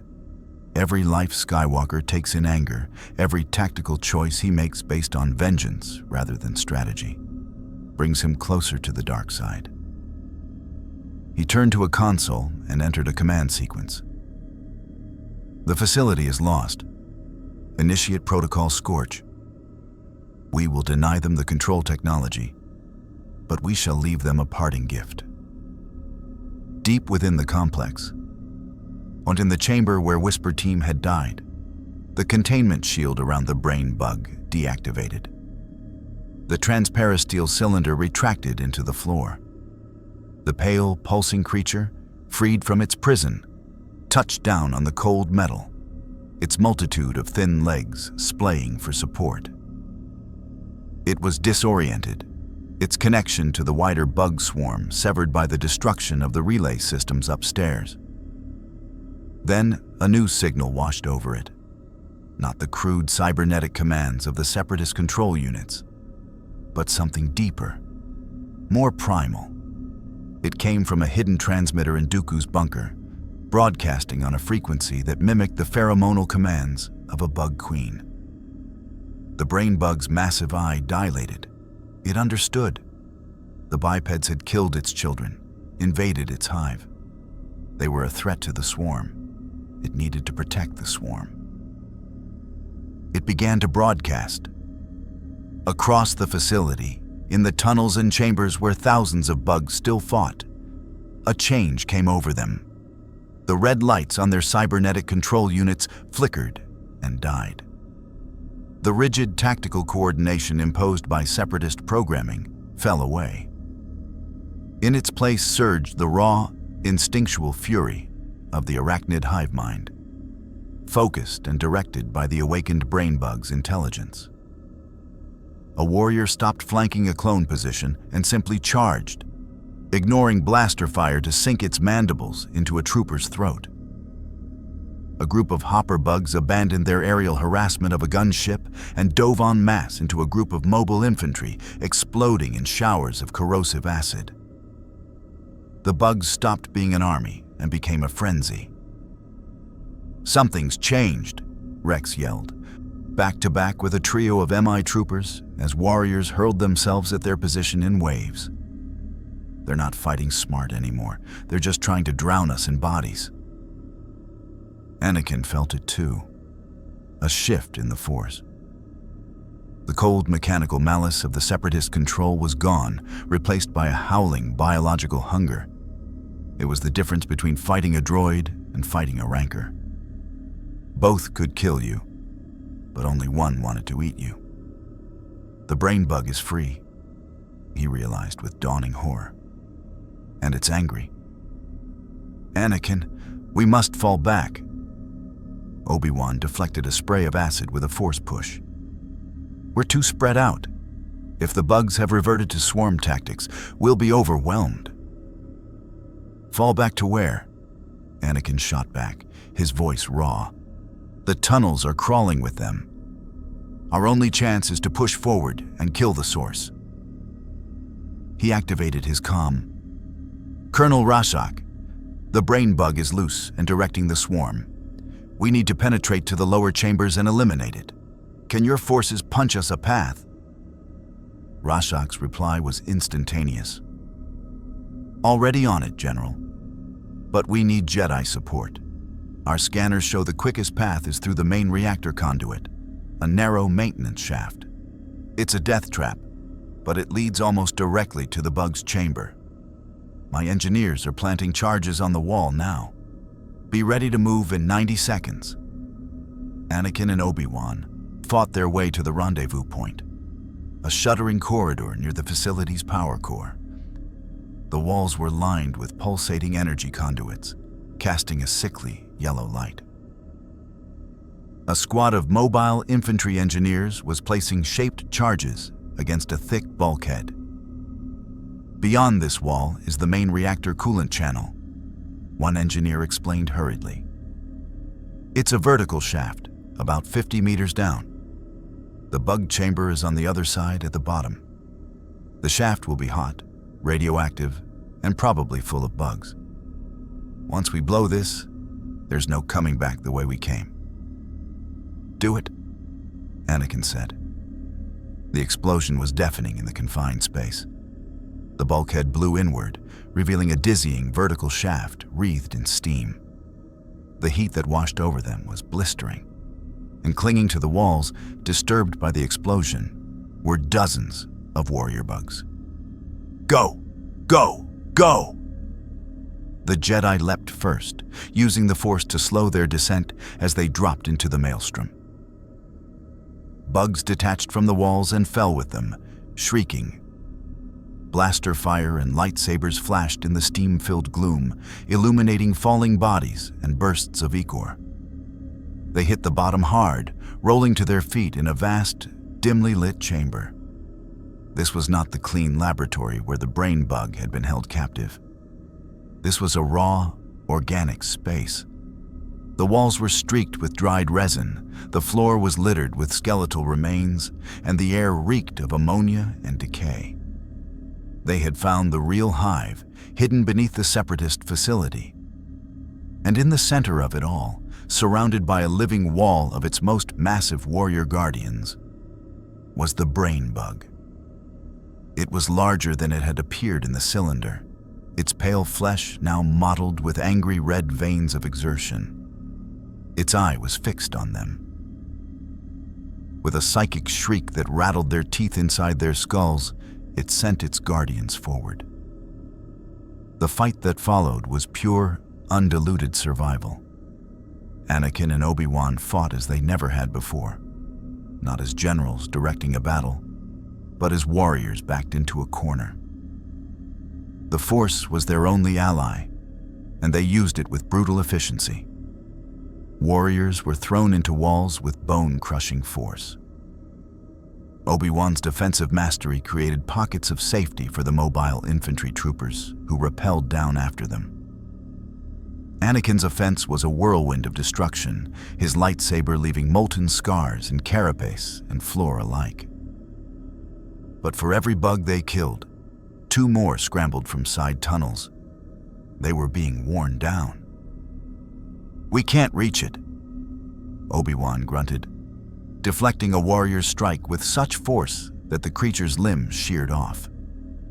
The Guardian wall is too thick. Anakin's eyes darted around the chamber, looking for an advantage, They fell on the reactor conduit they had descended, a massive pipe running along the ceiling, glowing with contained plasma. It was damaged from the explosion, venting superheated steam in the great hissing jets. "The conduit!" he yelled to Rashok, who was unloading his rifle into a tanker's mouth. "Can your people blow it?" Rashok looked up, assessing the structure with a soldier's eye. "Yes, but if we rupture the main line, the plasma flash will cook everything in this chamber, us included. Then we blow it and get clear, create a diversion, something to draw the Guardians away from the brain bug." Rashok didn't hesitate. He barked orders into his comm. 2 of his troopers broke off from the fight, jumped jetting up to the conduit, planting compact demolition charges on its weakest point. "Charges set, 10-second fuse." "Obi-Wan, on my mark, we go for the bug," Anakin shouted. "For what? We'll never make it through." "We don't have to. We just have to make it look like we're going for it. Now." Together, the 2 Jedi surged forward, a coordinated blast of force energy preceding them like a battering ram. It knocked the front rank of Guardian warriors sideways, creating a momentary gap. The brain bug, sensing the direct threat, shrieked and pulled more of its Guardians inward to protect itself. It was exactly what they needed. The demolition charges detonated. With a shriek of tearing metal, the reactor conduit split open. A torrent of blinding white plasma erupted, flooding the upper portion of the chamber like an angry sun being born. The heat was instant and apocalyptic. Bugs caught in the flood vaporized. The Guardian wall around the brain bug wavered as creatures instinctively flinched from the cataclysm above them. "Now, Colonel," Anakin screamed. Rashok, who had been waiting for this exact moment, didn't use his rifle. From a compartment on his armor, he launched a single fist-sized projectile. A MI-issue bug buster, a shaped charge penetrator designed for one purpose. The missile streaked through the chaos, through the distracted Guardians, and struck the brain bug directly in its massive central eye. There was no explosion, just a wet terminal crunch. The psychic shriek cut off into a dying gurgle. The brain bug's body convulsed, its limbs curling inward before it slumped to the floor. Still, every single bug in the chamber froze. Then, as one, they collapsed. Not dead, but inert. The guiding intelligence was gone. The hive-mind connection was severed. They were just animals again, confused and leaderless. Silence descended, broken only by the hiss of escaping steam and the crackle of fires. Anakin deactivated his lightsaber, breathing heavily. He looked at the dead brain bug, then at the smoldering ruins of the chamber, then at the exhausted, battered survivors around him. They had won. They had destroyed Dooku's research, killed the brain bug, and broken the siege of Ryloth. So why did it feel like such a hollow, bloody victory? Obi-Wan placed a hand on his shoulder. "It's done, Anakin." "No," Anakin said, his voice quiet and bleak as he looked at the mobile infantry troopers recovering their fallen. "It's not. Dooku escaped. His technology might be gone here, but he knows how to build it. And he left us a final lesson." "What lesson?" Anakin gestured to the carnage around them. "That the bugs were never the real weapon. The real weapon is what they make us become, to fight them." High above, aboard the invisible hand, Count Dooku watched the facility's life signs blink out one by one. He had his data, his observations of Jedi and MI tactics. The loss of the bugs was regrettable, but replaceable. The true objective, corrupting Skywalker, testing the UCF's capabilities, and further destabilizing the Republic, had been achieved. "Set course for the Outer Rim," he told Grievous. The demonstration on Ryloth is over. Let the galaxy digest what has happened here. Let them fear the Hive Protocol. And let Chancellor Palpatine use that fear to remake the Republic into something stronger. As the ship jumped to hyperspace, Dooku allowed himself a moment of satisfaction. The path to the Empire was being paved with the burned-out husks of bugs and the moral compromises of Jedi. It was, he thought, a fitting foundation. The silence after a battle is never truly silent. It rings with the echoes of what has been lost. On Ryloth, that silence was a living thing, carried on winds that tasted of ash and chemical agents. The victorious forces moved through the corpse of the Separatist facility, not with celebration, but with the grim efficiency of morticians. Clone troopers stacked the bodies of their fallen brothers. Mobile infantry engineers scanned for any remaining bug spore contamination, their instruments beeping a monotonous, anxious rhythm. Twi'lek survivors, hollow-eyed and trembling, were escorted from hidden prison blocks to waiting medical frigates. In a command tent erected amidst the ruins, the leaders gathered. The air was thick with exhaustion and unspoken tension. Cham Syndulla stood with his arms crossed, his gaze fixed on the holomap displaying the devastation across his homeland. The equatorial farmlands are gone. The Kalaun Canyon network is a toxic trench. Preliminary estimates say it will take a generation for the soil to recover. You saved my people from the bugs, General Skywalker. But you have left them a dead world. Anakin, his face streaked with grime and his robes torn, did not flinch from the accusation. The alternative was a world overrun by a controlled swarm, turned into a breeding ground for an army that would have spread across the galaxy. The mobile infantry doctrine is harsh, Cham, but it is effective. The bugs here are extinct. At what cost? Cham's voice broke. What is the value of a free world if its soul is scoured away? The value is that your children will live to argue about it. Colonel Rashtak interjected, his powered armor making him a looming metallic presence. He had removed his helmet, revealing a face carved with scars and a gaze as hard as Duracrete. Senator, I have stood on worlds that hesitated. I have buried cities that chose preservation over victory. There is no debate with the Arachnid. There is only survival or extinction. Your world survived. That is the only metric that matters in this universe or mine. Obi-Wan stepped forward, the peacekeeper attempting to bridge the chasm. The Republic will commit to the rebuilding of Ryloth. Relief efforts, ecological restoration teams, infrastructure projects. This war has taken enough from the Twi'lek people. We will not abandon you in its aftermath. Cham nodded slowly, the fight draining out of him, replaced by a profound weariness. See that you do, Master Kenobi.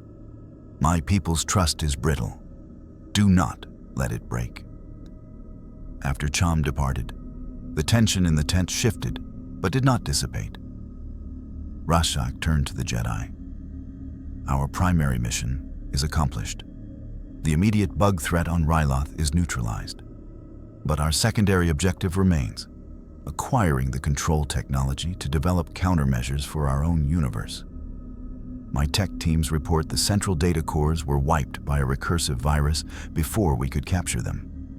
Dooku was thorough. But not thorough enough, Anakin said, pulling a small, scorched data cylinder from his belt.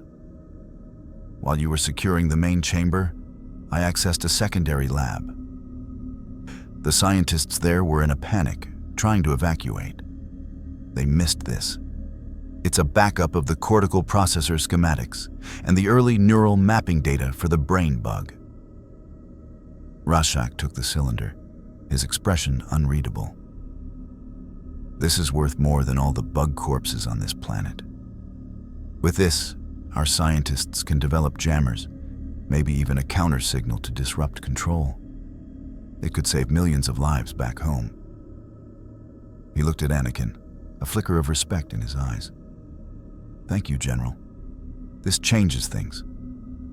It doesn't change what we lost today, Obi-Wan said softly, looking out at the devastation.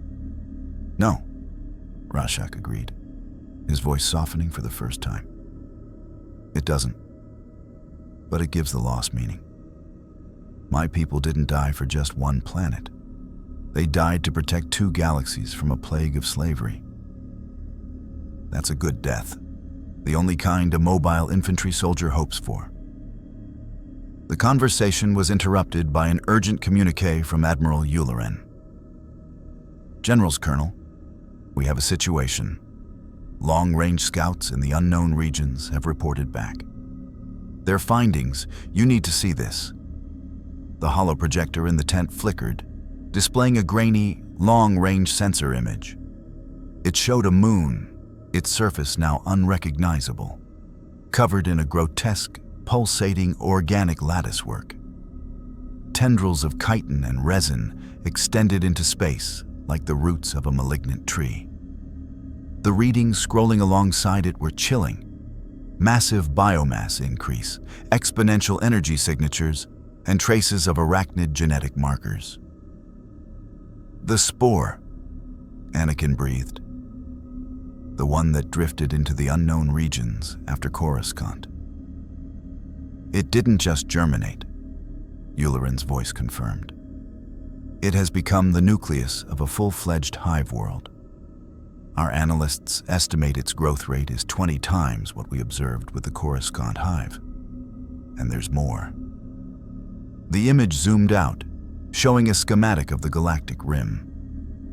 Gravimetric sensors are detecting subtle space-time distortions around the moon. It's not just growing. It's preparing to launch something. Something big. A transport bug, Rashak stated flatly. It's building its own interstellar vessel. My God, it's adapting. Learning from its previous failure. That's a level of strategic intelligence we've never seen before. Obi-Wan's face was pale. If a wild hive, with no Sith interference, can achieve that level of coordinated growth and planning, the controlled bugs were just the precursor. This is the true threat. The Separatists lit a fuse with their meddling, Anakin said, his mind racing. But this is the bomb. Dooku's playing with terror weapons while a hurricane is forming in the dark. We have to deal with it. Now. Agreed, Rashak said. But my mandate from the UCF was to assist with the immediate, Separatist-controlled bug crisis. To take on a wild hive world of that scale would require a full fleet commitment, something I cannot authorize. I need to report this to my high command. How long? Anakin pressed. Days, maybe a week. The bureaucratic wheels grind slowly, even when the threat is existential. We don't have a week, Anakin argued, frustration boiling over. Every hour we wait, that hive grows stronger. By the time your government debates, it might be too late. Anakin, Obi-Wan cautioned, but his own concern was evident. Rashak held up a hand. He's not wrong, but I am a soldier, not a dictator. I follow orders. He paused, his strategic mind working. However, there is nothing in my orders that says I cannot prepare for a potential engagement. My task force can remain here, in your galaxy. We can begin planning, coordinating with your fleet, running simulations. If the authorization comes, we will be ready to move immediately. That is the best I can do. It was a compromise, thin and unsatisfying. But it was all they had. As the meeting broke up, Anakin felt the walls of the situation closing in. The Jedi Council would debate. The Senate would debate. The UCF would debate. And while they talked, the hive would build. Later, in the privacy of his quarters aboard the Resolute, Anakin received a secure transmission. Chancellor Palpatine's kindly concerned face filled the screen. "Anakin, my boy, I have seen the preliminary reports from Ryloth. A terrible victory, but a victory nonetheless. You have saved countless lives." "At a terrible cost, Chancellor," Anakin replied, the weight of the day heavy on him. "War is a series of terrible costs, I'm afraid. It is the burden of leadership to bear them, so others do not have to." Palpatine's expression grew graver. "I have also been briefed on the development in the unknown regions. The Jedi Council believes a measured, planned response is necessary. They counsel patience, coordination with our new allies." "They always counsel patience," Anakin said, unable to keep the bitterness from his voice. "Indeed. Sometimes, I wonder if their connection to the timeless force makes them forget that time is the one luxury we do not have in a crisis." Palpatine sighed, a sound of deep, statesmanlike weariness. "Anakin, I am authorizing the formation of a special task force, answerable directly to my office, to monitor and develop contingency plans for this new hive threat. I need someone who understands the threat, who can act decisively, and who is not bound by cumbersome chains of command. I am asking you to lead it." Anakin stared. A task force outside the Jedi Council's purview? For the defense of the Republic, sometimes extraordinary measures are required. This threat transcends our internal politics. It requires a unified, swift response. Will you do it? Will you be the shield that protects the Republic from this horror while others debate? In that moment, exhausted, grieving, and furious at the bureaucratic inertia that threatened the galaxy, Anakin Skywalker saw a path forward, a way to act, to protect, to do something. "Yes, Chancellor," he said, his voice firm. "I will." "Excellent. The details will be sent to you. And Anakin, thank you. The Republic sleeps safer knowing you are watching over it." The transmission ended. Anakin stood in the dim light, the Chancellor's words echoing in his mind. He was being given authority, trust, a mandate to act. It felt like a lifeline thrown to a drowning man. He did not see the web being woven. He did not see how perfectly his anger at the Council's caution, his grief over the losses on Ryloth, and his desperate need to protect were being manipulated. He only saw a solution. On the moon in the unknown regions, the hive continued its silent, monstrous work. Deep in its heart, new forms stirred in birthing chambers. Not just warriors and tankers, but something else. Something evolved. Something designed not just to consume, but to conquer. The war against the bugs was over on Ryloth. The war for the galaxy was just beginning. The Special Task Force, codenamed Vanguard, was a creature of shadow and necessity. Officially, it was a strategic planning cell under the Chancellor's Emergency Defense Authority. Unofficially, it was Anakin Skywalker's personal army, assembled from the edges of the Republic's military might. He had his pick, the 501st's most veteran legionnaires, handpicked by Rex, Spec Ops clone teams from the Advanced Recon Commando program, a wing of experimental ARC-170 starfighters, their hyperdrives modified for long-range reconnaissance. And in a hangar bay set apart from the rest of the fleet, a full battalion of mobile infantry. Their presence a quiet agreement between Anakin and Colonel Raschak that bypassed both the Jedi Council and the UCF High Command. "The Colonel is sticking his neck out for this," Captain Rex observed, watching the MI troopers conduct maintenance on their powered armor. The black and gray of their Vanguard unit markings stood out against the Republic white and blue. His people aren't officially here for this mission. He knows the threat, Anakin said, his eyes on a tactical readout of the unknown regions. The hive moon glowed ominously on the star map. And he knows waiting for permission might mean waiting until it's too late. This is a reconnaissance in force. We go, we assess, we gather the data his government and our council need to authorize a full response. Obi-Wan found him in the strategy room, the holographic projection of the hive moon casting a sickly green light on his former Padawan's face. Anakin, we need to talk about this. The mission parameters are clear, Master. Surveillance and threat assessment. We're not engaging. I'm not talking about the mission. I'm talking about you accepting a military command from the Chancellor outside the Jedi chain of authority. The Council is concerned. The Council is always concerned, Anakin snapped, then took a breath, reining in his frustration. Master, with respect, what is the alternative? Form a committee? Wait for the Senate to approve funding?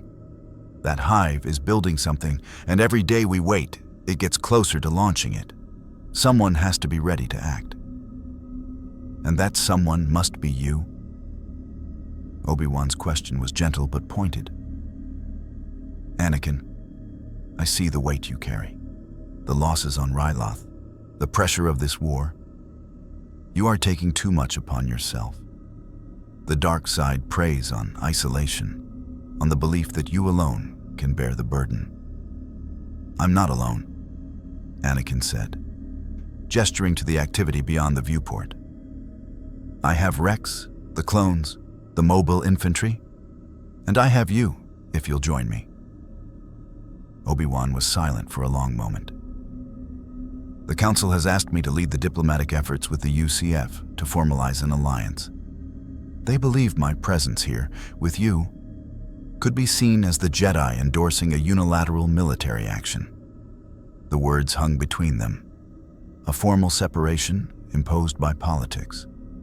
Anakin felt it like a physical blow. I see. So I'm to be isolated after all. That is not my wish, Obi-Wan said, his voice earnest. But we must be mindful of appearances, of the principles of the Republic. This task force exists in a gray area, Anakin. I cannot step into that gray without compromising the Jedi's role as peacekeepers. But you, as a Jedi general in service to the Chancellor, you already stand with a foot on either side. Be careful you do not fall into the gap between. It was a warning and a farewell. Anakin watched Obi-Wan leave, feeling the gulf between them widen into a chasm. The path ahead was his alone. Vanguard fleet jumped into the unknown regions 2 standard days later, emerging from hyperspace at a cautious distance from the target moon. The visual was more horrifying than the sensor images could convey. The moon was gone, consumed. In its place hung a grotesque, planetoid-sized hive. Spires of organic matter, like the ribs of some cosmic carcass, curved out into space. The surface seethed with movement, millions of bugs, visible even from this distance, crawling over their monstrous creation. And at one of the poles, a structure was taking shape, a vast, cavernous opening, lined with pulsating organic tendrils pointed directly at the core worlds. Magnify Sector 7, Anakin ordered. The image zoomed in. Within the opening, something was being grown, a skeletal, chitinous framework webbed with thick veins and membranes. It was unmistakably a ship, but grown, not built. A transport bug. But this one was different, larger. Its design was sleeker, more aerodynamic, as if the hive had analyzed the weaknesses of the Coruscant transport and evolved a better model. It's a dreadnought, Colonel Rasak said over the comm, his voice tight. They're building a bio-dreadnought. My God, the rate of growth. It's at 30% mass completion. At this rate, it will be space-worthy in less than a month. We can't let that happen, Anakin said. Admiral, what's the fleet's tactical readiness? The Venator and Acclamator classes are ready, General, Admiral Yularen replied. But our orders are reconnaissance only. A strike would be a direct violation. And waiting for that thing to finish is a violation of our duty to protect the Republic, Anakin countered. He turned to the comm. Colonel, your assessment. If we hit it now, with what we have, what are our chances? A pause as Rashak consulted with his tactical officers. Poor. That hive has planetary-scale biomass. We'd be throwing pebbles at a fortress. To have even a 50% chance of sterilization, we'd need the full UCF 4th Fleet and twice the Republic firepower we have here. A surgical strike on the bio-dreadnought itself, however, that might be possible. If we can get a team inside, plant high-yield charges at its structural nexus, like the Coruscant operation. But that thing is still under construction. It's not a closed system. We could insertion directly onto the framework. It's a suicide run, Skywalker. The second we get close, that hive will throw everything it has at us. And we don't have the element of surprise this time. They'll be expecting us. Anakin's eyes were locked on the growing horror in the viewport. He thought of Padme, of Coruscant, of every world in the path of that thing. He thought of the Council's caution, the Senate's debates. He heard Chancellor Palpatine's voice. Someone must be ready to act. Then we don't give them time to expect us, Anakin said, his voice dropping to a decisive calm. We go now. Admiral Yularen, prepare the fleet for defensive action. Colonel Rashak, assemble your best penetration team. Captain Rex, I want volunteer company from the 501st, veterans of the transport bug operation. We drop in 30 minutes. Anakin, Admiral Yularen's voice was strained with protocol. Without authorization, this is an act of war initiated by a Jedi general. The political repercussions will be mine to bear, Admiral. The military repercussions of doing nothing will be borne by every citizen of the Republic. Prepare the fleet. The die was cast. 30 minutes later, Anakin stood in the docking bay of a modified CR-25 troop carrier, its hull painted in non-reflective black. Around him were 50 of the toughest soldiers in 2 galaxies, clone commandos in their Katarn armor, and mobile infantry in heavy assault-powered armor, loaded with breaching charges and cutting tools. Rex and Rashak stood at his shoulders. Listen up! Anakin's voice cut through the rumble of engines. Our target is the structural heart of the bio-dreadnought, the central neural cluster where all the growth commands originate. We blow that, the whole construction turns to dead meat. The hive will defend it ferociously. We will not stop. We will not fall back. Our only objective is that target. Once the charges are set, we extract. Any questions?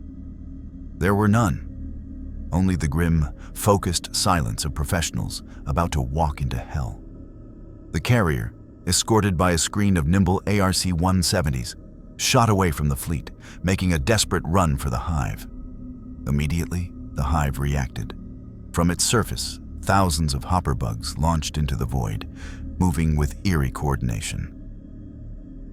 They weren't just leaping, they were swimming through space, using minute jets of gas from their abdomens to steer. They've adapted to vacuum combat, Rashak noted, his finger on his rifle's trigger. Of course they have. The ARC-170s opened fire, lasers shredding the first wave of hoppers. But there were too many. Bugs splattered against the carrier's viewport, their acid blood sizzling against the transparent steel. The ship shuddered as a larger impact struck its hull. "We've got borer bugs. They're drilling through the aft plating. Seal the compartments. We're almost there." The carrier weaved through a forest of organic spires, heading for the gaping maw of the bio-dreadnought construction dock. Inside, it was a cathedral of nightmare biology. The rib-like supports were as thick as starships, pulsing with viscous fluids. The air was thick with spores and the reek of ammonia. "This is it. Go, go, go!" The ramps dropped. The assault team exploded into the cavernous space, immediately met by a wall of warrior bugs that seemed to materialize from the very walls.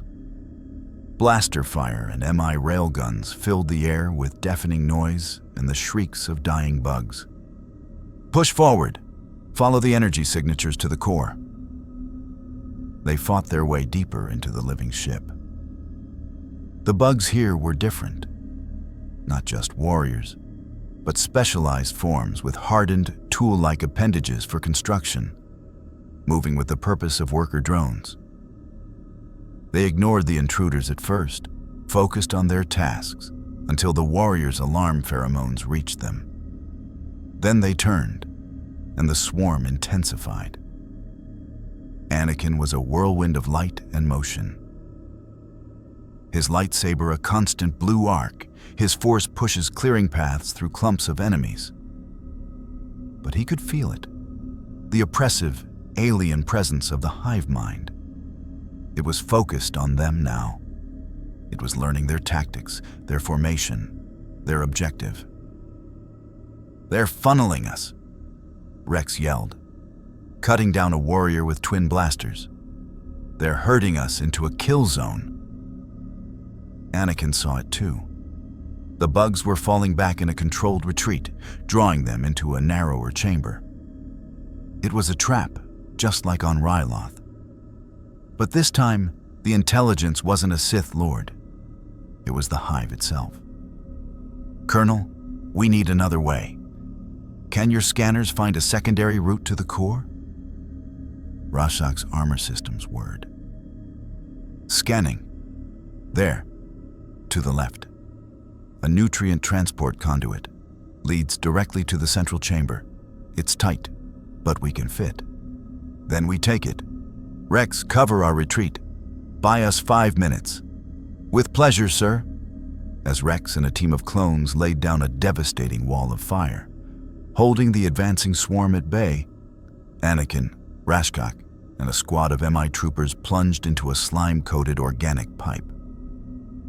It was like crawling through a giant's intestine, the walls contracting rhythmically around them. They emerged into the heart of the bio-dreadnought. The chamber was spherical, its walls a lattice of glowing neural tissue. In the center, suspended in a web of pulsating veins, was not a brain bug, but a complex, crystalline organ, a neural nexus throbbing with psychic energy. This was the brain of the ship, the command node. "Place the charges, now!" As the MI troopers scrambled to secure the explosives to the Nexus's base, the chamber's single entrance sealed shut with a wet, final squelch. From vents in the ceiling, a thick, yellow gas began to pour. "Neurotoxin." Rashak's suit systems blared a warning. "My filters can handle it, but you..." Anakin's world dissolved into agony. The gas burned through his respiratory system, a pain that seared his mind. Visions assailed him, not of the future, but of his deepest fears. Padme, dying in childbirth. Obi-Wan looking at him with disappointment. Himself, clad in black armor, serving a dark master. The hive mind wasn't just trying to kill him, it was trying to break him, to use his own terror as a weapon. He fell to his knees, choking, his connection to the Force fraying under the psychic assault. "Skywalker," Rashak's amplified voice cut through the haze. "The charges are set. We have to go. Now." Anakin looked up, his vision swimming. The neural nexus pulsed, and he felt its consciousness. Ancient, hungry, utterly alien.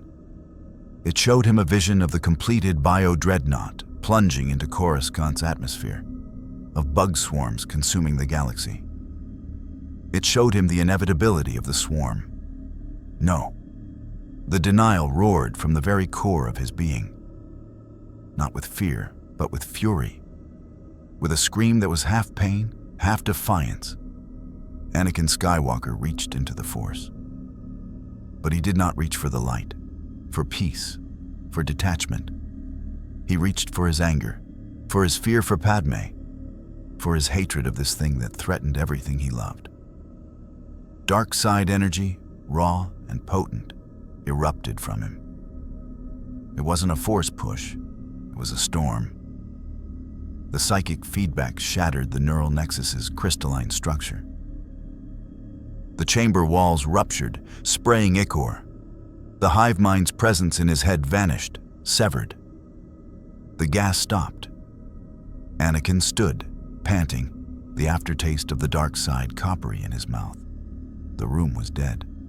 The nexus was a smoking ruin. Rashak was staring at him, his expression unreadable behind his faceplate. "What did you do?"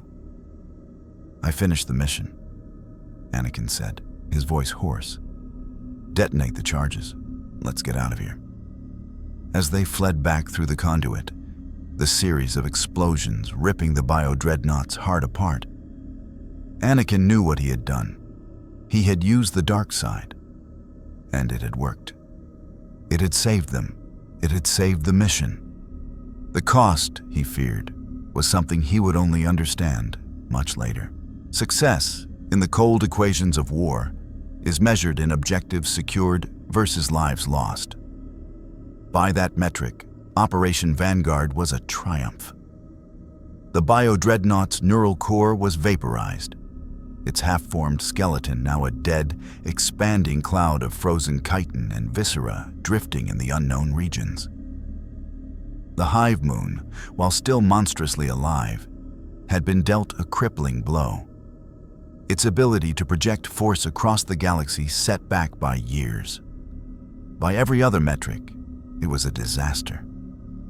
Anakin stood at rigid attention in the Chancellor's private office, the opulent room feeling more like a tribunal chamber. Opposite him, projected in life-size blue holograms, were the grim faces of the Jedi Council. Masters Windu, Yoda, and Kenobi were foremost among them. Your actions were without authorization, in direct contravention of Council directives, and have sparked a diplomatic incident with the United Citizen Federation. Mace Windu stated, each word a hammer blow. Colonel Rashak has been recalled by his government for participating in an unsanctioned offensive.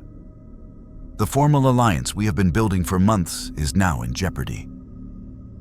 The threat was imminent, Master Windu, Anakin replied, his voice carefully neutral. He could feel Obi-Wan's gaze, heavy with disappointment. Intelligence confirmed the hive was weeks from launching a planet-killing vessel. Waiting for authorization would have meant accepting that risk. Presume to know the future, you do not. Yoda's ears twitched, his large eyes probing. Act on fear, you did. On anger. Felt your disturbance in the Force, we did. Clouded by the dark side.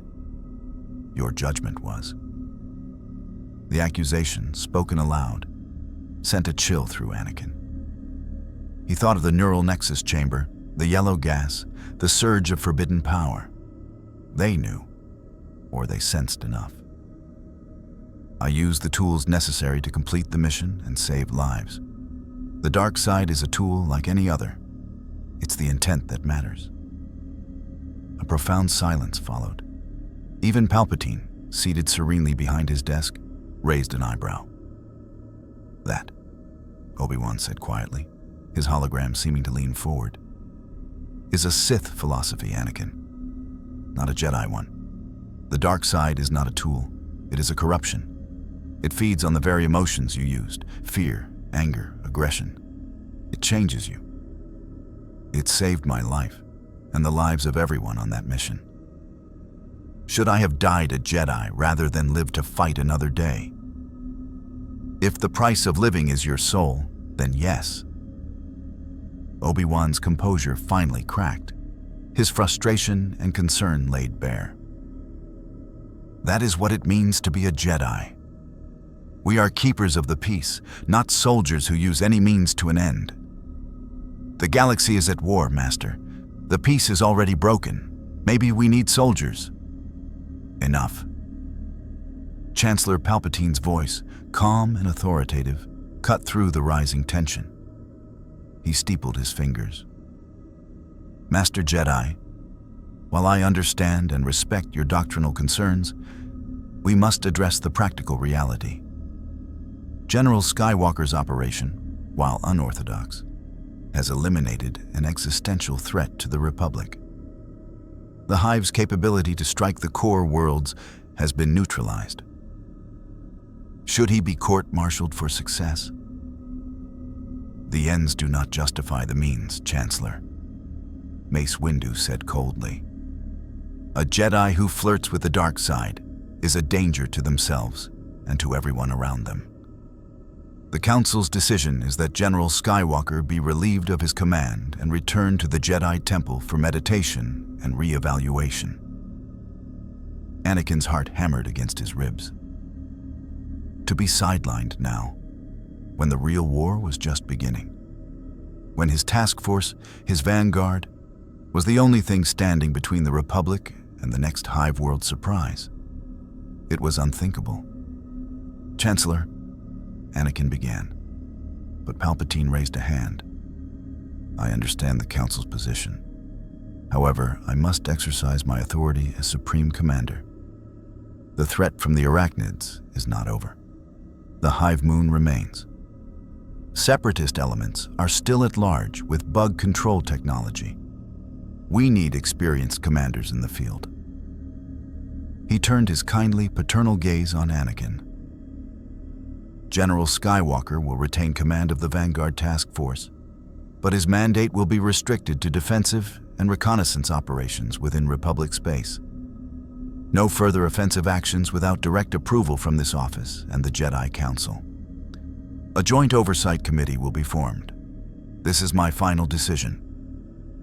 It was a political masterpiece. It appeared to chastise Anakin, placing him under tighter supervision. But in reality, it legitimized his command and placed the Jedi Council in a shared responsibility for his actions. They could no longer simply recall him. They were now tied to his fate. The Council members exchanged looks. They were checkmated by the Chancellor's authority and the political need to present a united front. As you decree, Chancellor, Master Windu said, his tone implying this was far from over. The holograms flickered out.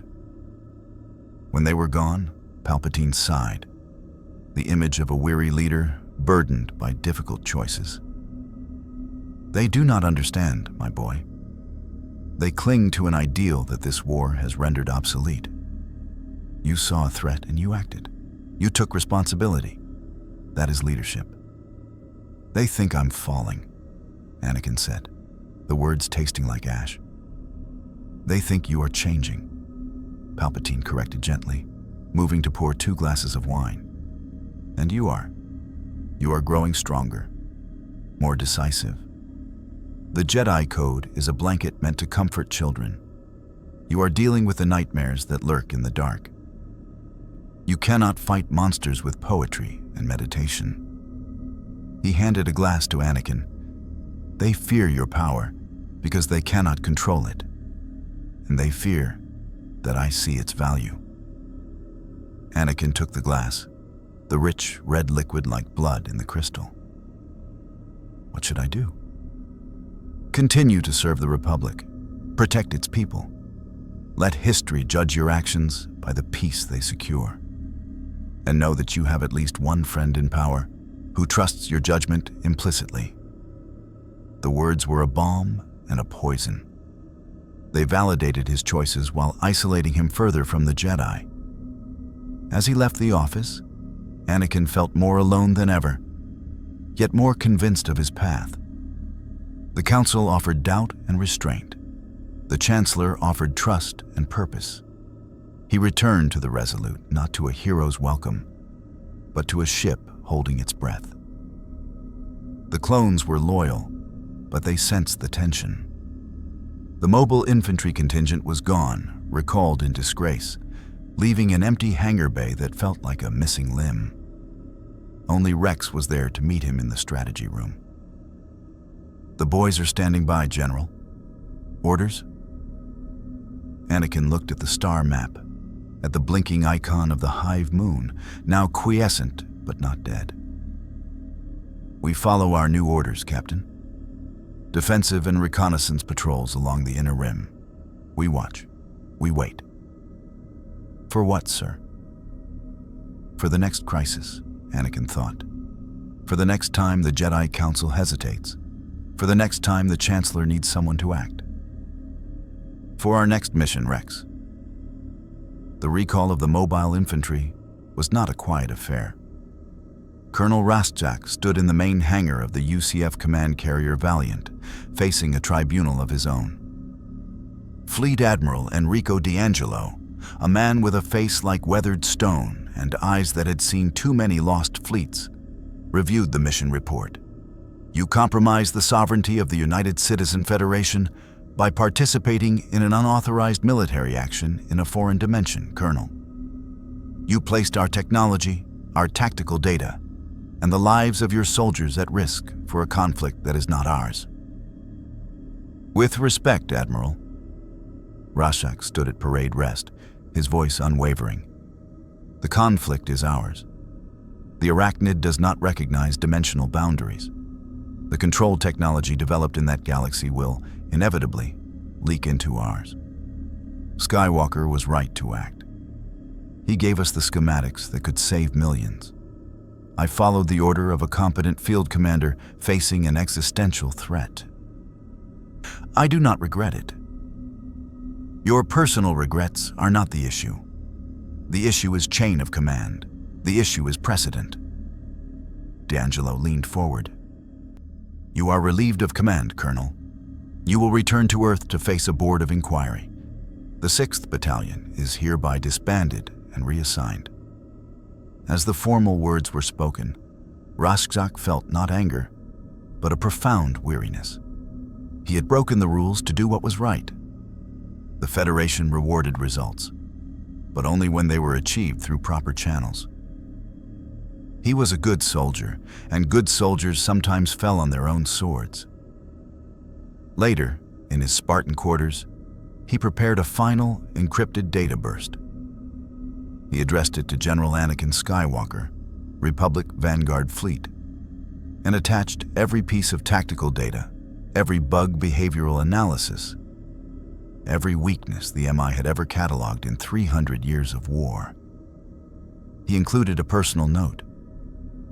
"Skywalker, they're taking the toys away, but the knowledge stays. Use it well. The bug war is forever. Don't let your people learn that the hard way. And don't let the bureaucrats on either side tell you when to fight. You'll know when. I'll be watching from the sidelines. Try not to start a war between galaxies while I'm gone." Raschak, he sent the transmission just as the MPs arrived at his door. On Coruscant, in the deepest sublevels of a facility that didn't officially exist, Count Dooku reviewed the sensor data from the unknown region's battle. The failure of the bio-dreadnought was disappointing, but instructive. "The Jedi's pet task force is more capable than anticipated," General Grievous rasped. "Skywalker is more capable," Dooku mused, "and more reckless. He attacked without sanction. He used the dark side to win. My master's plan proceeds beautifully. The Jedi are fracturing. The Republic is centralizing power out of fear, and Skywalker..." He zoomed in on the last energy spike from the neural nexus chamber. The readings were unmistakable. a violent surge of dark side energy. Skywalker is taking his first true steps toward us. Shall we accelerate the Hive protocol? Deploy the remaining controlled swarms? No. The demonstration on Ryloth served its purpose. The galaxy is terrified. The political pressure on the Jedi is immense. Now, we let fear do its work. We consolidate. And we prepare for the final act. Dooku closed the display. Lord Sidious has signaled that the endgame approaches. The clone army is nearly ready to receive its ultimate command. And when it does, the Jedi will be too busy fighting their own troops, and Skywalker will be too isolated by his own choices to stop what comes next. And the bugs? The wild hive? Dooku allowed himself a cold smile. A useful distraction. Let the Republic exhaust itself watching the unknown regions. It will make the knife in their back all the sharper when it finally falls. In the heart of the wounded but still living Hive Moon, the swarm adapted. The loss of the bio-dreadnought was a setback, not a defeat. The hive mind, a collective intelligence spanning billions of creatures, processed the data. It analyzed the attack vectors, the weapons used, the tactics of the bipeds. It understood sacrifice. It understood defense. Deep in the most protected caverns, new birthing chambers activated. These would not produce warriors or tankers. These would produce something evolved from the genetic memory of fighting Jedi, of absorbing blaster fire, of encountering the Force. They would produce the next step. The galaxy believed the bug threat had been contained. The bugs were just beginning to learn how to win. The calm was the worst part. For 3 standard months, the galaxy existed in a state of suspended dread. The Separatists made no major moves. The Hive Moon in the unknown regions showed no signs of new construction. The Clone Wars continued, but in a muted, grinding fashion, border skirmishes and proxy conflicts, not the grand campaigns of before. It felt, to Anakin Skywalker, like the entire galaxy was holding its breath. His Vanguard task force patrolled the Inner Rim, a leash that felt shorter every day. The Joint Oversight Committee, a blend of Senate aides, Jedi observers, not Obi-Wan, who was buried in diplomatic talks, and military bureaucrats, scrutinized every movement, every resource request. He was a general in a cage, forced to justify his existence while knowing the true threat was simply gathering its strength. His only solace was Padme, and even that was tinged with anxiety. Her pregnancy was advancing, and with it, the terrifying nightmares that had haunted him for months grew more vivid. He saw her die in childbirth, every time. He saw himself powerless to stop it. The Jedi healers could find no physiological cause, whispering instead of prophecies and fears manifesting through the Force. Their solution was meditation, release, detachment. How could he detach from the love of his life? The dark side knowledge he had touched in the Hive offered another path. Power. Power to defy fate. Power to save her. The thought was a secret poison in his heart, growing stronger with every worried glance she tried to hide from him. The silence broke with a scream across the HoloNet. It began in the mid-rim system of Ukio, a breadbasket world vital to feeding the core. A separatist fleet emerged from hyperspace, not to engage the Token Republic Defense Force, but to deploy a single, unmarked freighter. The freighter plunged into the atmosphere and disintegrated over the planet's vast grain sea. No explosion followed, only a rain of fine, metallic dust. Within hours, the report started. The dust was a catalyst. Where it settled, the dormant, hardy lichen that grew alongside Ukio's grain began to mutate. It grew at an exponential rate, not photosynthesizing, but consuming. Soil nutrients, the grain itself, and then, horrifyingly, animal tissue. Reports filtered in of farmers caught in the suddenly aggressive growth, their bodies absorbed into a spreading, carpet-like biomass that pulsed with a faint, sickly light. It wasn't a bug. It was something else. A biological weapon derived from Arachnid cellular adaptability, weaponized by separatist science. The Hive Protocol evolves, Chancellor Palpatine announced in an emergency session of the Senate, his face projected across the galaxy. The Confederacy, in its depravity, has moved from controlling the Arachnid to becoming it. They seek not just to defeat us, but to consume our worlds, to turn our homes into part of their monstrous hive. This is an act of biological terrorism that threatens every being in the Republic. The fear was instant and palpable. If they could do this to Ukiyo, they could do it to Coruscant, to Alderaan, to any world. The Jedi Council is mobilizing all available forces to contain the outbreak on Ukiyo. Palpatine continued, his voice rising with passionate conviction. But we face a war on two fronts: the droid armies of the Confederacy, and now this plague of consumption. Our institutions, bound by red tape and divided counsel, are too slow for this new threat. Therefore, acting under the Emergency Powers Act, I am instituting the final security protocol. A holographic decree scrolled beside him. It dissolved the Jedi-led High Command, placing all Republic military forces under the direct, centralized control of the Office of the Chancellor. It authorized the immediate conscription of new clone batches and the nationalization of key shipyards. It suspended senatorial approval for military deployments within Republic space. These are extraordinary measures for an extraordinary threat, Palpatine said, his eyes sweeping the stunned Senate. I do not take this power for myself gladly, but out of necessity. To protect our citizens, we must be unified. We must be swift. We must be relentless. In the Jedi Temple, the Council watched in horrified silence. The move was a masterstroke. With the galaxy terrified of a bug-derived plague, no one would oppose giving the Chancellor absolute power to fight it. The democracy the Jedi were sworn to protect was voluntarily surrendering to autocracy before their eyes. This is the death of the Republic, Master Ki-Adi-Mundi murmured. And the birth of the Empire, Mace Windu finished, his jaw tight. Sidious has used the bug threat to finally achieve his goal. He no longer needs to hide. Skywalker, Yoda said, his ears drooping. Where is he?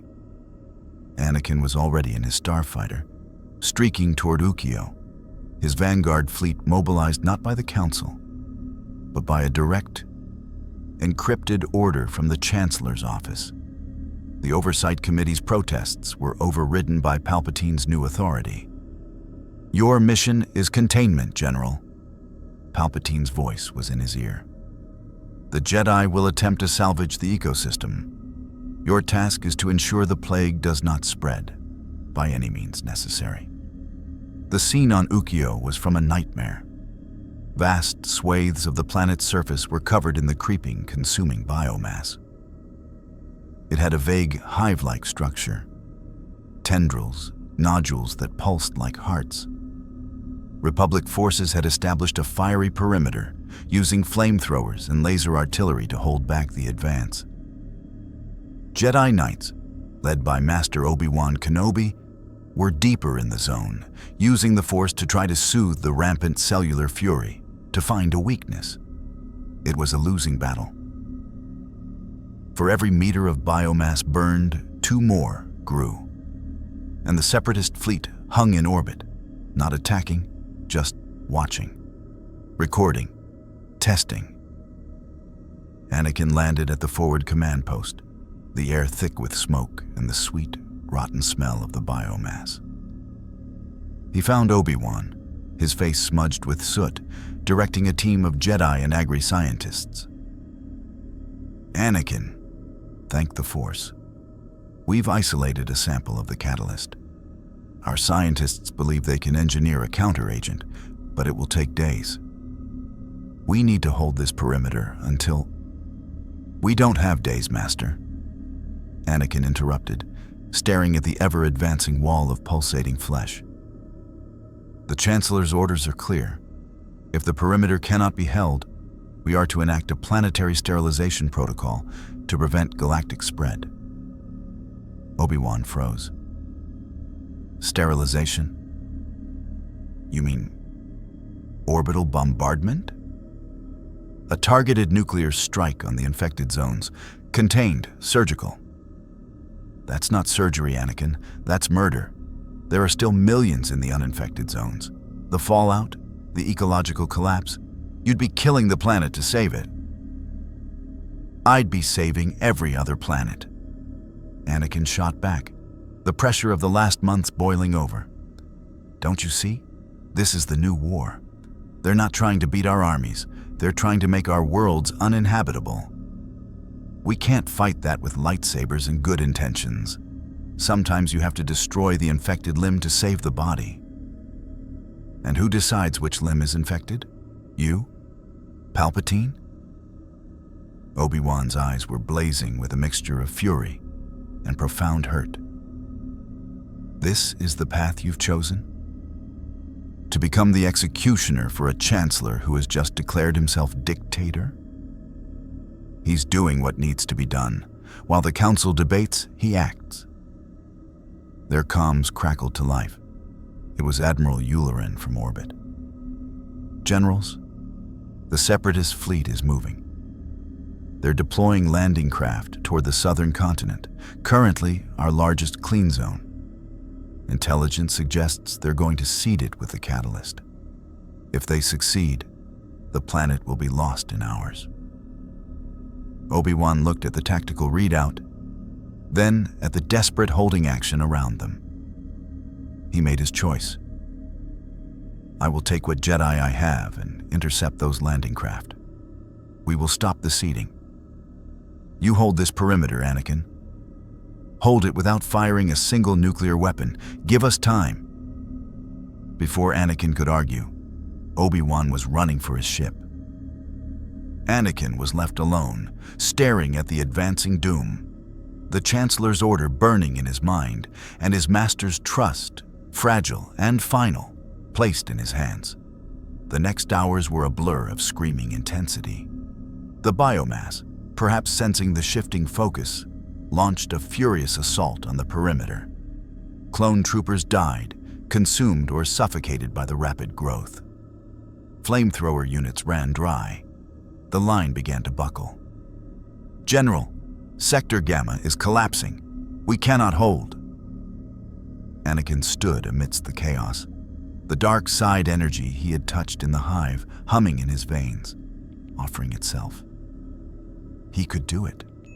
He could unleash a wave of destructive power that would incinerate the advancing biomass for kilometers.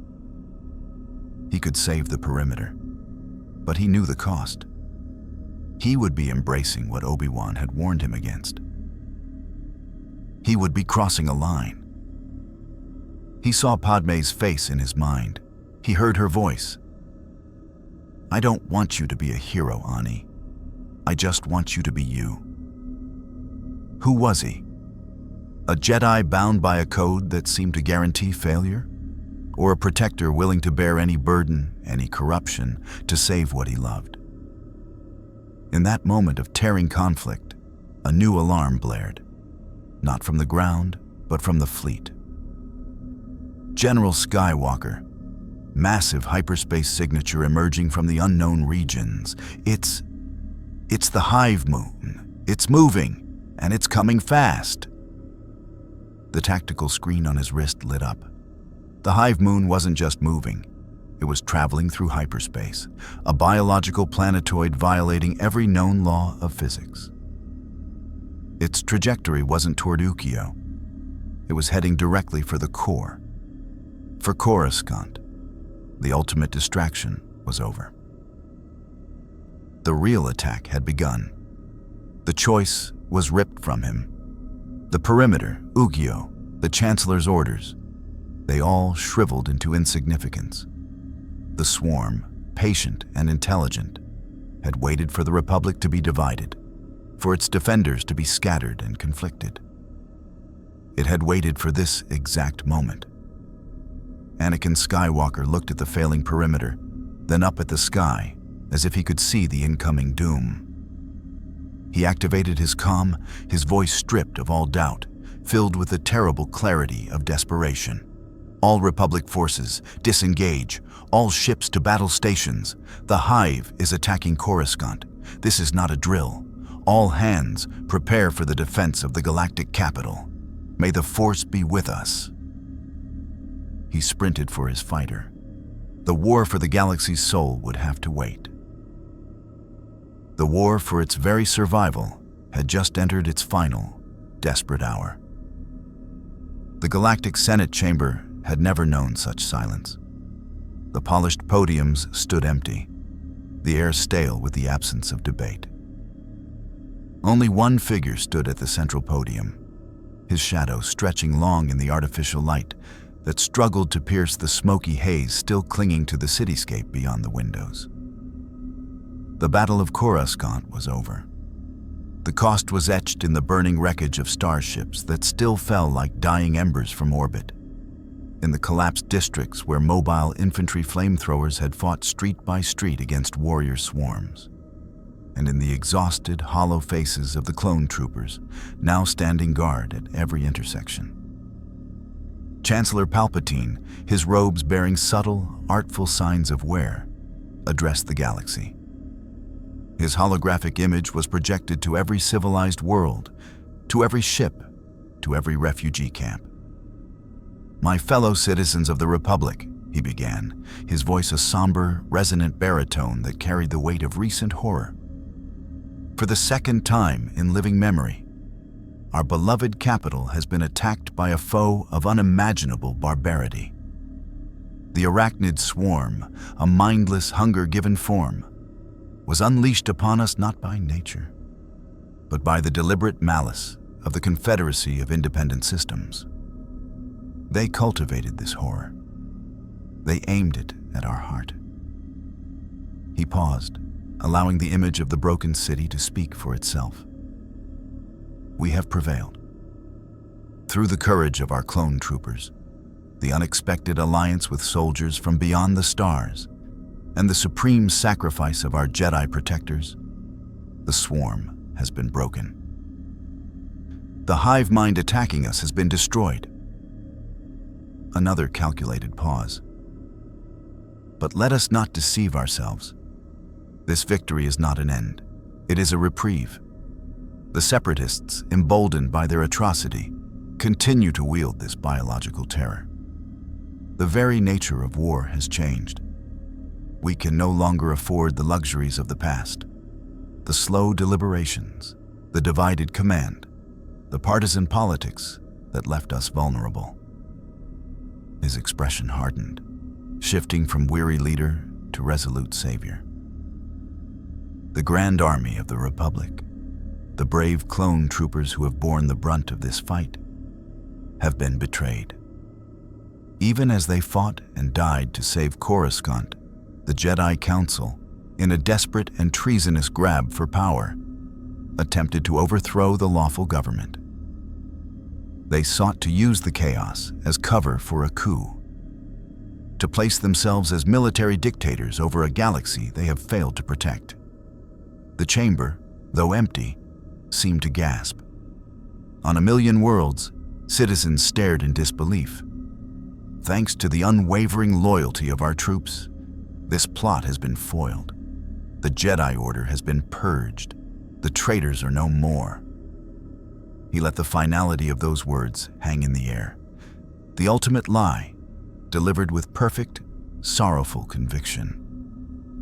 "The Republic," Palpatine said, spreading his hands, "as we have known it for 1,000 generations, is gone.